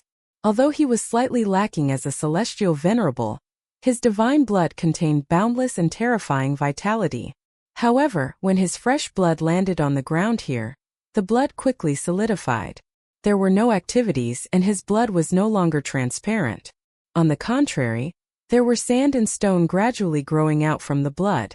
Qin Mu stretched out his finger and gently swiped at the heart of his brows. The vertical eye opened up, and countless runes of Celestial Emperor's eggshell were activated. The Grand Creation Origin Stone was activated, and the Great Tao of Yudu circulated in Qin Character Continent. The process of the blood's transformation was instantly captured in his eyes. The structure of his god's blood changed, turning from blood to stone. Soon the blood on the ground turned into a pile of sand. The power here can change the essence of matter. Qin Mu blinked his eyes and looked around with the vertical eye at the heart of his brows. He saw that this mountain range was majestic and magnificent. There were numerous huge primordial beasts resting in the mountains, and the forest was also quite dense. It was as if this mysterious power was only affecting him, and not the plants and beasts here. Qin Mu no longer went forward. Instead, he came to the side of the road and carefully examined a tender grass. In his line of sight, the vein lines of the tender grass gradually became clearer and thicker. Gradually, mountain ranges appeared in front of his eyes, and the water in the grass turned into rivers. He even heard the sound of waves surging in his ears. Qin Mu was astonished. Suddenly, he saw that the structure of the grass was slowly changing. He hurriedly took a few steps back and saw that the tender grass quickly grew into a huge tree. Its branches drooped down as if it had been growing for hundreds of thousands of years. Qin Mu was about to take a closer look at the structure of the vein lines when the huge tree gradually changed again. Under his gaze, it transformed into a primordial behemoth that roared at him and pounced over. Qin Mu's consciousness burst forth, and with a move great overarching heaven was formed. The body of the primordial beast quickly became thinner, extending endlessly as it rose higher. Yet before Qin Mu could finish executing his divine art, he saw the strange beast transforming into a lump of air that flowed down. That air current landed on the ground and turned into a tender grass in the mountain. Qin Mu was stunned and frowned. One flower, one grass in one world. Yet there are all kinds of changes. No shape, no form, no state. Qin Mu looked at the mountains, rivers, and trees in the surroundings, and a terrifying feeling rose in his heart. He muttered, "This place is much bigger than what I can see. Countless times bigger." He shuddered and immediately turned around to go down the mountain. The dragon Qilin saw him turning back and was about to ask when he saw Qin Mu picking up a grain of sand from the ground. He placed it in his palm and blew on it. Whoosh! The black sand flew forward and grew larger as it spun. Soon, it transformed into a small mountain of divine metal. The dragon Qilin and Yenner jumped in shock. They stared blankly at the mountain formed from black gold flying into the distance and falling into the sea of sand. Strangely enough, when the black mountain fell into the sea of sand, it suddenly rolled and transformed into a primordial behemoth that sprinted away. When the void beast saw this, it couldn't help but rejoice. It immediately gave chase and was about to bite that strange beast to death. Unexpectedly, when its huge mouth landed, that huge beast actually turned into an insignificant grain of sand and fell into the sea of sand. The dragon Qilin and Yenner were stunned. As expected, Qin Mu climbed up the mountain again, and suddenly executed Overlord Body 3 elixir technique. The qi and blood in his body boiled as layers of multicolored light bloomed outwards. 10,000 rays covered his body as he rushed up the mountain. This mine isn't the path of creation, but is the combination of yin and yang. Myriad life flourish, and this is the Tao of yin and yang. However, this Tao of yin and yang is truly profound. The entire sacred ground is formed from the two qi of yin and yang. Furthermore, the yin and yang qi here is constantly changing because of the conflux. Yin and yang qi can transform into anything. They can be mountain rocks, trees, huge beasts, and even worlds. Qin Mu passed by the stone statues of the masters of creation and said in a low voice, "These masters of creation couldn't withstand the Tao of yin and yang here, so their corporeal bodies were changed into stone statues. This grand extreme's mind has consciousness. The Tao of yin and yang is similar to the Tao of creation. In the current world on the path of creation, I'm a celestial venerable." Qin Mu executed his overlord body 3 elixir technique to mobilize his vital qi and stimulate the profound creation technique to defend against the invasion of yin and yang. He then rushed into the mountain path. Soon, he came to the end of the mountain path and met as many as 100 stone statues.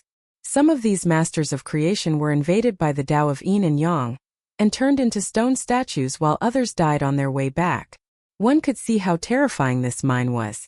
Qin Mu circulated the profound creation technique, not only to resist the invasion of the Tao of yin and yang, but also to adjust the structure of his corporeal body and primordial spirit to their optimal state. However, the Tao of yin and yang would also change his vital qi and divine consciousness, making his vital qi no longer pure and his divine consciousness no longer perfect. This was the most terrifying part. Changing his vital qi and divine consciousness to disintegrate his cultivation was something he had never seen before. People say that there's no superior and inferior in terms of different Tao, yet there is a difference. This Tao of yin and yang is indeed slightly superior to the path of creation. He carefully checked his body and controlled his vital qi. He could only barely protect himself. If he brought Yenner and the dragon Qilin along, he wouldn't be able to protect them. This mine is sentient, which means that the entire mine is alive. He looked around. Anything in the mining area could change its form at any time, transforming into all kinds of dangers and transforming into different life forms. He had to guard against it. He stepped into the mine, and there were traces left behind by the masters of creation.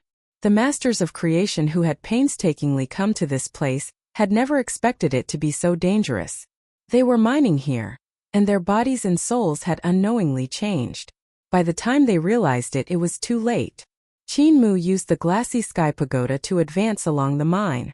The glassy sky pagoda had already become rusty, and the 28 heavens were dim. The treasures in it had also become dim. It won't be easy to mine Grand Extreme's divine stones here. I can't use the glassy sky pagoda to suppress the strangeness of the mine. He frowned. This mine was different from the chaos mine. The mine was exposed to the outside, and there were pieces of Grand Extreme's divine stones embedded in the rocks on the mountain wall. The state of the divine stone and even the mountain was also changing continuously. It was as if a droplet of ink had landed onto the surface of the dough and was slowly stirring around. Qin Mu put away the glassy sky pagoda. Even though it was powerful, it didn't seem to be of much use here. He picked up the pickaxe left behind by the masters of creation and was about to pry down a Grand Extreme's divine stone when the mountain wall suddenly changed. Black and white colors flowed out and slowly transformed into a human face. Qin Mu was astonished as he saw the black and white colors continue to flow. The human face became clearer, and a body grew out again. 4 limbs grew out, and in his hand was a pickaxe. The image on the mountain wall was exactly the same as Qin Mu, except that it was monochrome. Qin Mu examined himself on the mountain wall, yet the image on the mountain wasn't the least bit curious. Instead, he raised his pickaxe and made a chopping motion. Whoosh! The pickaxe actually came out from the mountain wall and became corporeal, raising a gale to chop down on Qin Mu's head. The divine eye in the heart of Qin Mu's brows opened up, and a ray of light shot out, shattering the pickaxe into pieces. The mountain wall Qin Mu revealed a look of astonishment. He suddenly leaped up, and the handle of the pickaxe in his hand transformed into a broken sword. Sword light poured out like a waterfall from the mountain wall. The moves and divine arts he executed were actually Qin Mu's raising calamity sword, which was almost identical to Qin Mu's sword skills. In fact, the density of his vital qi was even denser than Qin Mu's. The power of his sword move was even stronger, but Qin Mu pulled out the broken sword. His vital qi circulated, and the broken sword was restored to its original state. He swung his sword hand and blocked all of his sword moves on the mountain wall before stabbing the heart of his brows.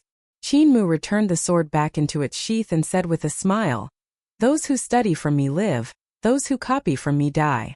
This Dao brother in the mine, you haven't experienced worldly affairs, so it's hard for you to understand my paths, skills and divine arts." The Qin Mu on the mountain wall was stabbed to death by him, and his body dispersed, still transforming into black and white. Qin Mu was about to pry down that piece of Grand Extreme's divine stone when the black and white colors on the mountain wall suddenly flowed again.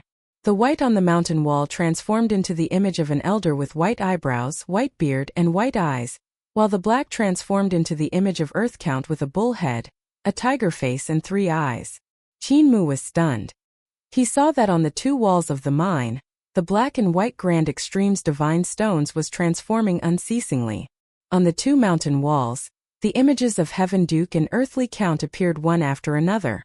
For every Heaven Duke that appeared with a kind expression, a fierce-looking Earth Count was complimenting. Cold sweat broke out on Qin Mu's forehead. The mine was curved, and on the curved mountain wall, Heaven Duke and Earth Count opened their eyes. Even though they were living on the mountain wall, they looked at him in unison. Qin Mu clenched his fists and sneered. "This Dao brother in the mine, you are merely borrowing yin and yang to transform into Heaven Duke and Earth Count. Can you transform into the great Dao of Xuandu and Yudu?" Just as he said that, the Heaven Duke and Earth Count on the mountain wall suddenly made their moves. Heavenly Dao divine arts and Yudu divine arts burst forth from the mountain wall, and there was even the whip of the Nether River. The Celestial River and the 9 Bins Yellow Springs spiraled around each other and occupied the skies. 49 heavenly Daos and 64 great Daos of Yudu burst forth from the mountain wall. The dragon Qilin and Yenner were cultivating at the foot of the mountain, and tiny Earth Count was trying to climb up the mountain to catch some strange beast for food. However, the dragon Qilin raised his claws to press down on the tiger's tail, and he tried to climb up a few times but was still pulled back. The void beast drooled as it stared at the primordial behemoths that appeared and disappeared unpredictably. It wanted to go up the mountain, but it could clearly feel the danger. In addition to Qin Mu's order, it didn't dare to move. At that moment, the dragon Qilin and Yenner woke up. They turned their heads to look at the mountain, only to see all kinds of light spewing out from the mountain. The sound of the Dao reverberated and roared continuously, forming a terrifying phenomenon. "Young master, he..." Just as Yenner said that, a figure flew up high and fell out of the mountain. He landed in front of them with a thud and faced the ground with half his head buried in the black sand. The dragon Qilin immediately went forward and was about to help Qin Mu up. "Don't touch me, it's fractured." Qin Mu's voice rang out. The dragon Qilin jumped in shock and immediately asked, "Cult Master, where did you fracture?" "My entire body is fractured." Qin Mu trembled in pain. The dragon Qilin and Yenner looked at each other in dismay. They immediately grabbed tiny Earth Count that was about to go up the mountain and scolded him. "Even young master has been beaten up like this, and you still want to go up and die? Go stand over there." The tiny Earth Count lowered his head and came to the corner of the wall unwillingly. He looked at his hooves dejectedly and didn't say a word, feeling very wronged. Qin Mu executed his creation techniques to treat the injuries on his body. When his injuries were completely healed, he rested for a moment and sneered. "You think you can make me retreat just like that? Not so easy." He was brimming with murderous intent as he raised his sword as he walked up the mountain. The dragon Qilin and Yenner had worried expressions as they watched him enter the mountain. Qin Mu came to the mine and walked forward with his sword in hand. He looked straight ahead and saw that on both sides of the mountain wall, the black and white Grand Extreme's divine stones were swirling. Heaven Duke and Earth Count slowly appeared like murals. Those Heaven Duke's palms moved and 49 arms appeared. 49 hands each held a treasure of the heavenly Dao. There was no repetition of the outline, seal, umbrella, abyss, pit, rope, bamboo, place, gate, and so on. Meanwhile, those Earth Counts shook gently, and 64 arms appeared. Each of them held talisman, ship, whip, horn, eye, kuei, lamp, and other things in their hands. Divine treasure domain. Qin Mu executed Overlord Body 3 elixir technique and gave a low shout. His realm expanded frantically. Chapter 1159. Nothing more than just a battle. At the foot of the mountain, the dragon Qilin and Yenner raised their heads to look towards the mine. Myriad lights of all colors spewed out, and many great Tao divine arts burst forth. Deafening rumbles came from there, and terrifying waves that made one's heart palpitate shook the sky above. Not far away, Tiny Earth Count was also raising his head to look over. However, he was too short and couldn't see clearly, so he could only try his best to climb onto the Void Beast. The Void Beast was also observing the battle in the mining area, but when it sensed this little thing crawling on its body, its eyes couldn't help but raise slightly. It bared its teeth and revealed a threatening expression. However, when Tiny Earth Count climbed onto its head, it didn't move. As Tiny Earth Count just climbed to the highest point of the Void Beast, a human figure flew out of the mine and crashed into the black sand with a rumble. He slid dozens of miles on the ground. "Don't help me up." Qin was furious, and he hobbled back while executing the Overlord Body 3 elixir technique to treat his injuries. He sneered and said, "I don't believe a mere mine can kill me. I am the solemn and exalted Celestial Venerable Mu. The 10 Celestial Venerables of Celestial Heavens are supposed to be my junior brothers and sisters. They all have their respective territories, so how can I not have one?" The dragon Qilin and Yenner looked at each other in dismay. They watched as he healed his injuries and went up the mountain with murderous intent. Cult Master has the option to choose another place. There's no need to fight to the death here, the dragon Qilin said in a low voice. After a few days, Qin flew out from the mountain again. This time he didn't land on the black sand but on the white desert opposite the mountain. The dragon Qilin looked into the distance for a moment, but his gaze couldn't pass through this mountain range. He could only wave his hand and say, "Disperse, disperse, let's not look." On the other side, Qin entered the mountain again.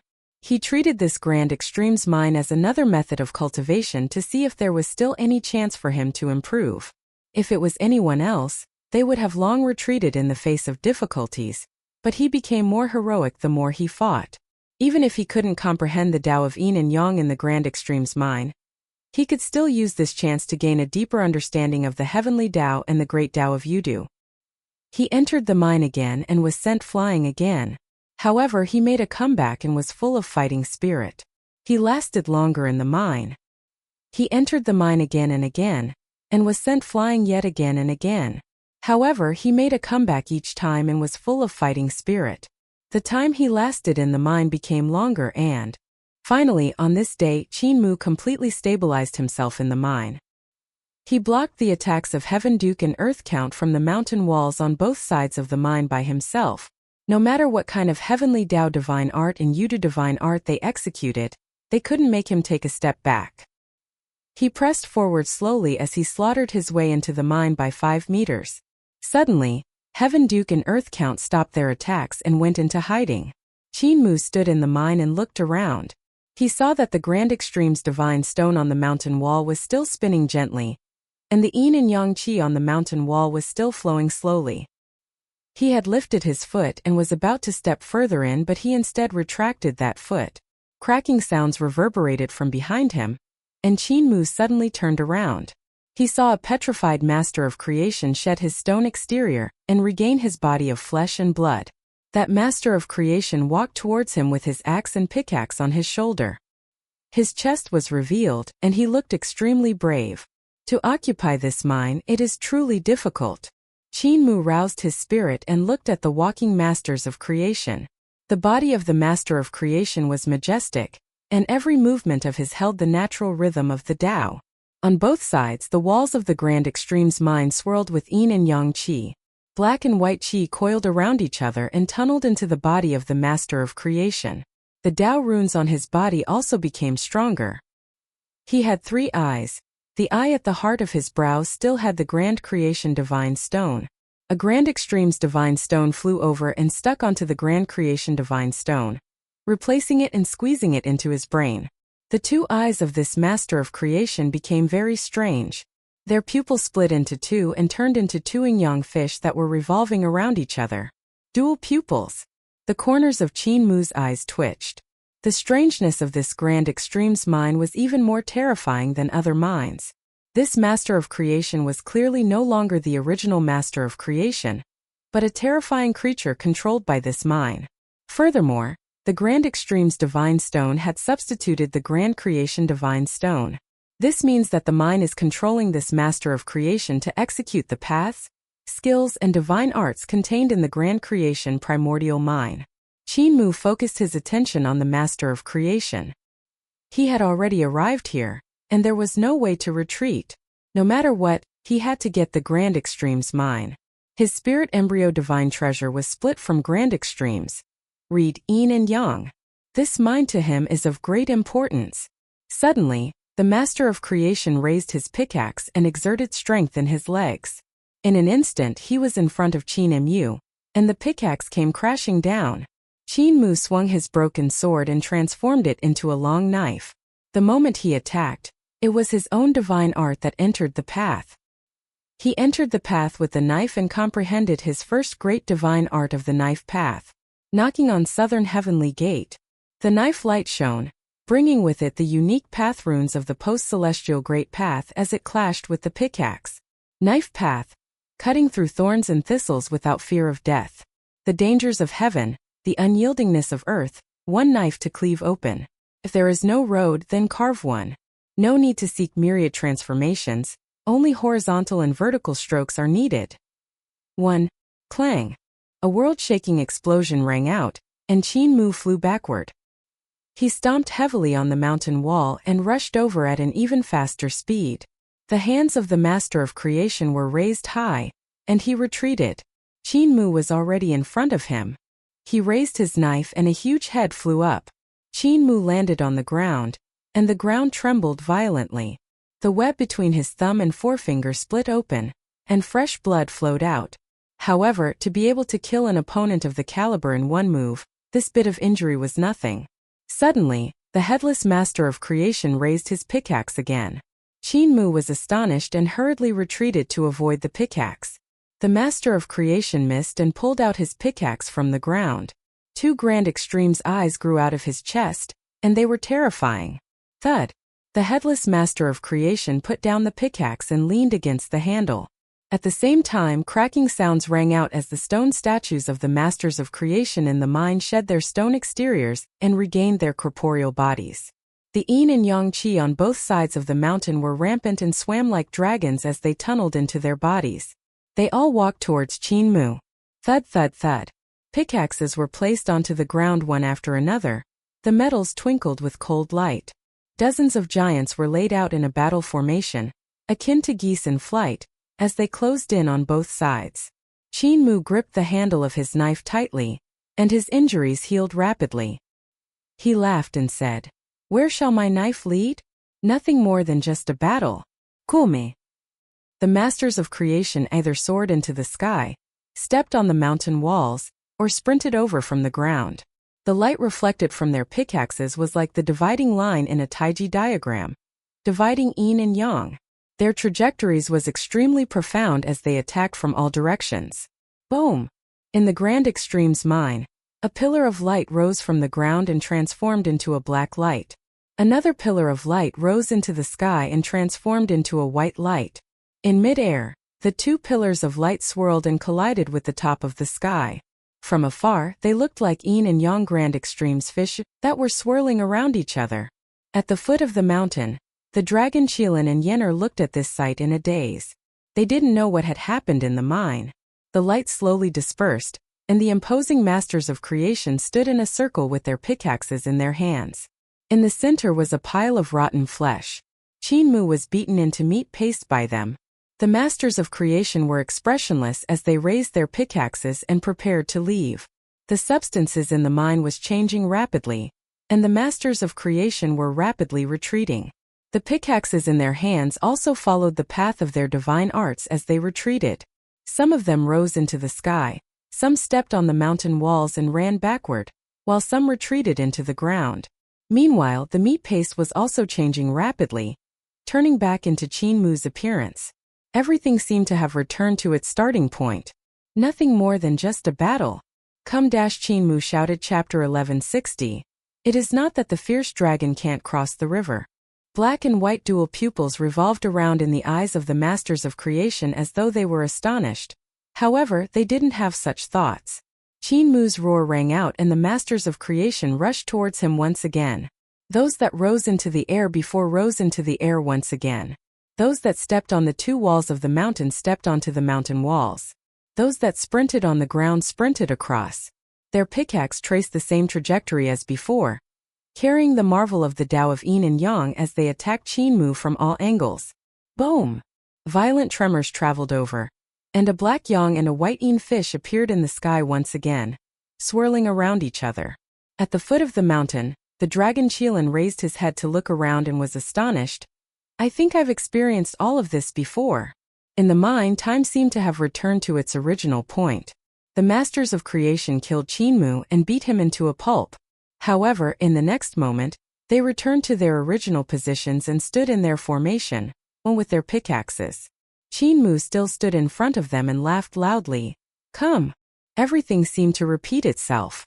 The masters of creation charged forward again and swung their pickaxes again. Another burst of incomparably brilliant and terrifying power burst forth, and the two yin-yang fish swirled above the sky.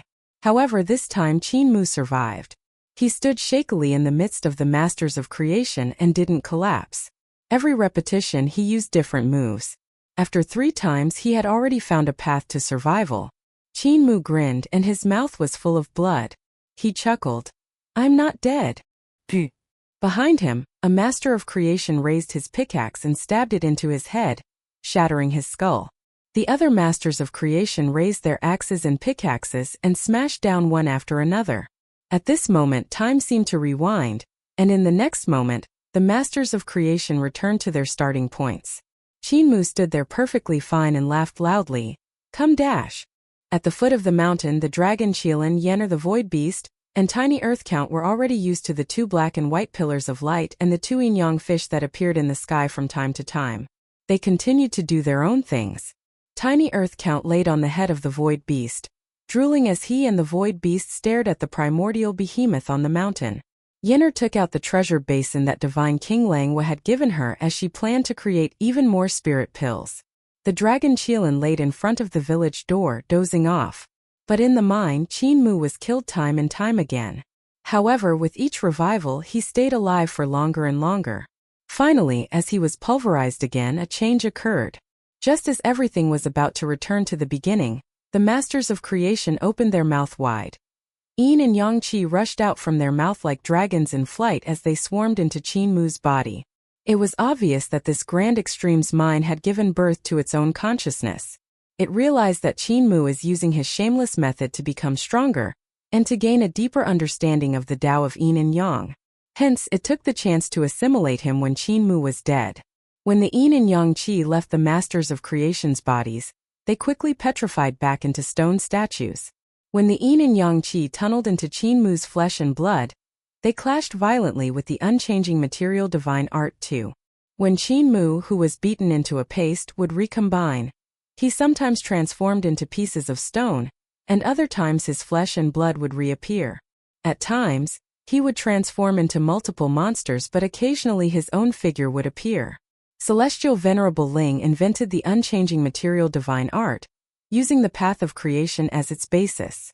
When it clashed with the Yin and Yang Qi, a terrifying reaction would occur. One was the nature of unchanging material, while the other was the transformation of myriad forms. Such a collision must have a winner and loser. If the unchanging divine art was defeated, Qinmu would die. If the Yin and Yang Qi were defeated, Qinmu would live. It was that simple. The violent collision lasted for an unknown period of time, and Qinmu slowly stood up from the pool of blood. Just as he revealed a smile, he suddenly exploded with a bang and transformed into an unfolded Taiji diagram. In the Taiji diagram, Yin and Yang Qi flowed slowly. After another moment, the Yin and Yang Qi in the diagram gradually changed into Qinmu's figure. That was his spirit embryo. Celestial Venerable Ling's unchanging divine art clashed with the Yin and Yang energies, erasing his corporeal body and primordial spirit, leaving only his spirit embryo undying. That was his spirit embryo. The clash between Celestial Venerable Ling's unchanging divine art and the Yin and Yang Qi resulted in the destruction of his corporeal body and primordial spirit, leaving only his spirit embryo untouched. Qinmu's spirit embryo stood in the center of the Taiji diagram with the broken sword in his hand. The hilt of the broken sword were marked two smaller taiji diagrams. They were two grand extremes divine stones embedded on the two sides of the broken sword's hilt. The spirit embryo swung its sword and slashed in all directions. Open the sky! Boom! In his surroundings the great Tao trembled. A loud bang that sounded like the splitting of heaven and earth reverberated outward. A lone primordial tree rose from the ground, propping up the clear qi and turbid qi. Yin and yang separates in countless stars form. The stars floated into the sky and gradually faded into the distance, transforming into Xuandu in the sky. The celestial river poured down. Its source is Xuandu.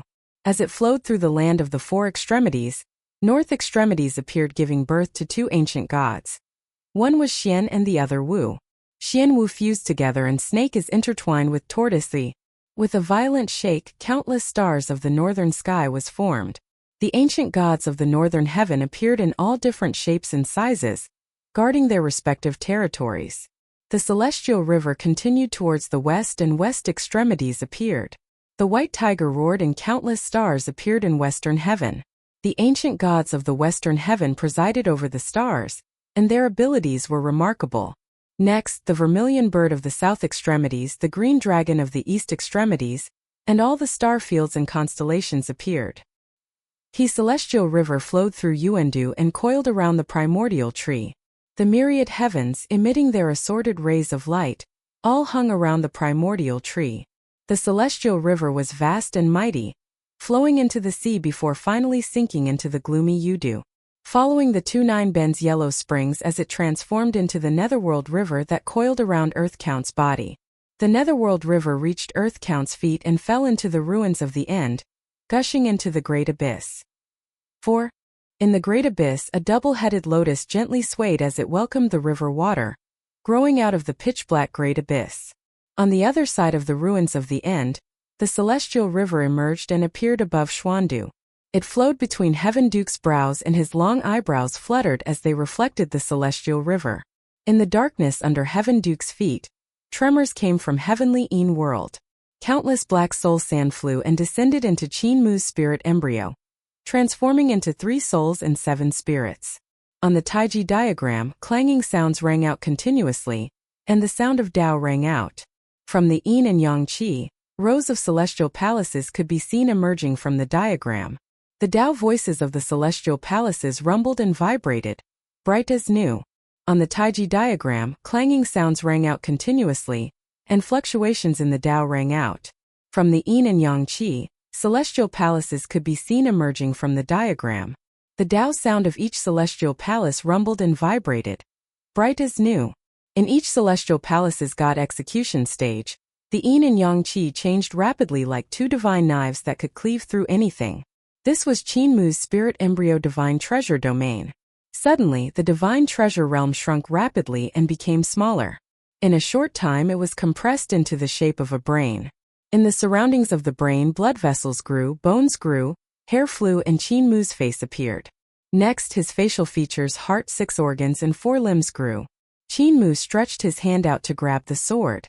The broken sword appeared in his hand and stabbed into his waist. The sheath of the broken sword also appeared at his waist. He walked out of the circle formed by the stone statues of the masters of creation, and his clothes were also recovering. When he walked out of the circle formed by the dozens of stone statues, his cloak fluttered behind him. There seemed to be a faint sigh coming from the mine, but Qin Mu pretended not to hear it and continued to rush forward. There were no abnormalities in the mine, and even the Yin and Yang Qi on the mountain wall stopped flowing. There were no changes to the Grand Extreme's divine stone. After walking for a long time, boundless Yin and Yang Qi appeared in front of him, forming an incomparably huge Taiji diagram. In the center of the vast diagram was a huge sacrificial altar. The sacrificial altar was located between Yin and Yang. A lone divine egg stood quietly at the center of the sacrificial altar. Surrounding the divine egg were 8 origin stones that were filled with Yin-Yang Dao runes. Qin Mu came to the front of the divine egg and pulled out his sword from his waist. He stabbed it into the sacrificial altar and sat down cross-legged. With a calm expression he said, "The Dao brother in the egg outsider Qin Mu sends his greetings."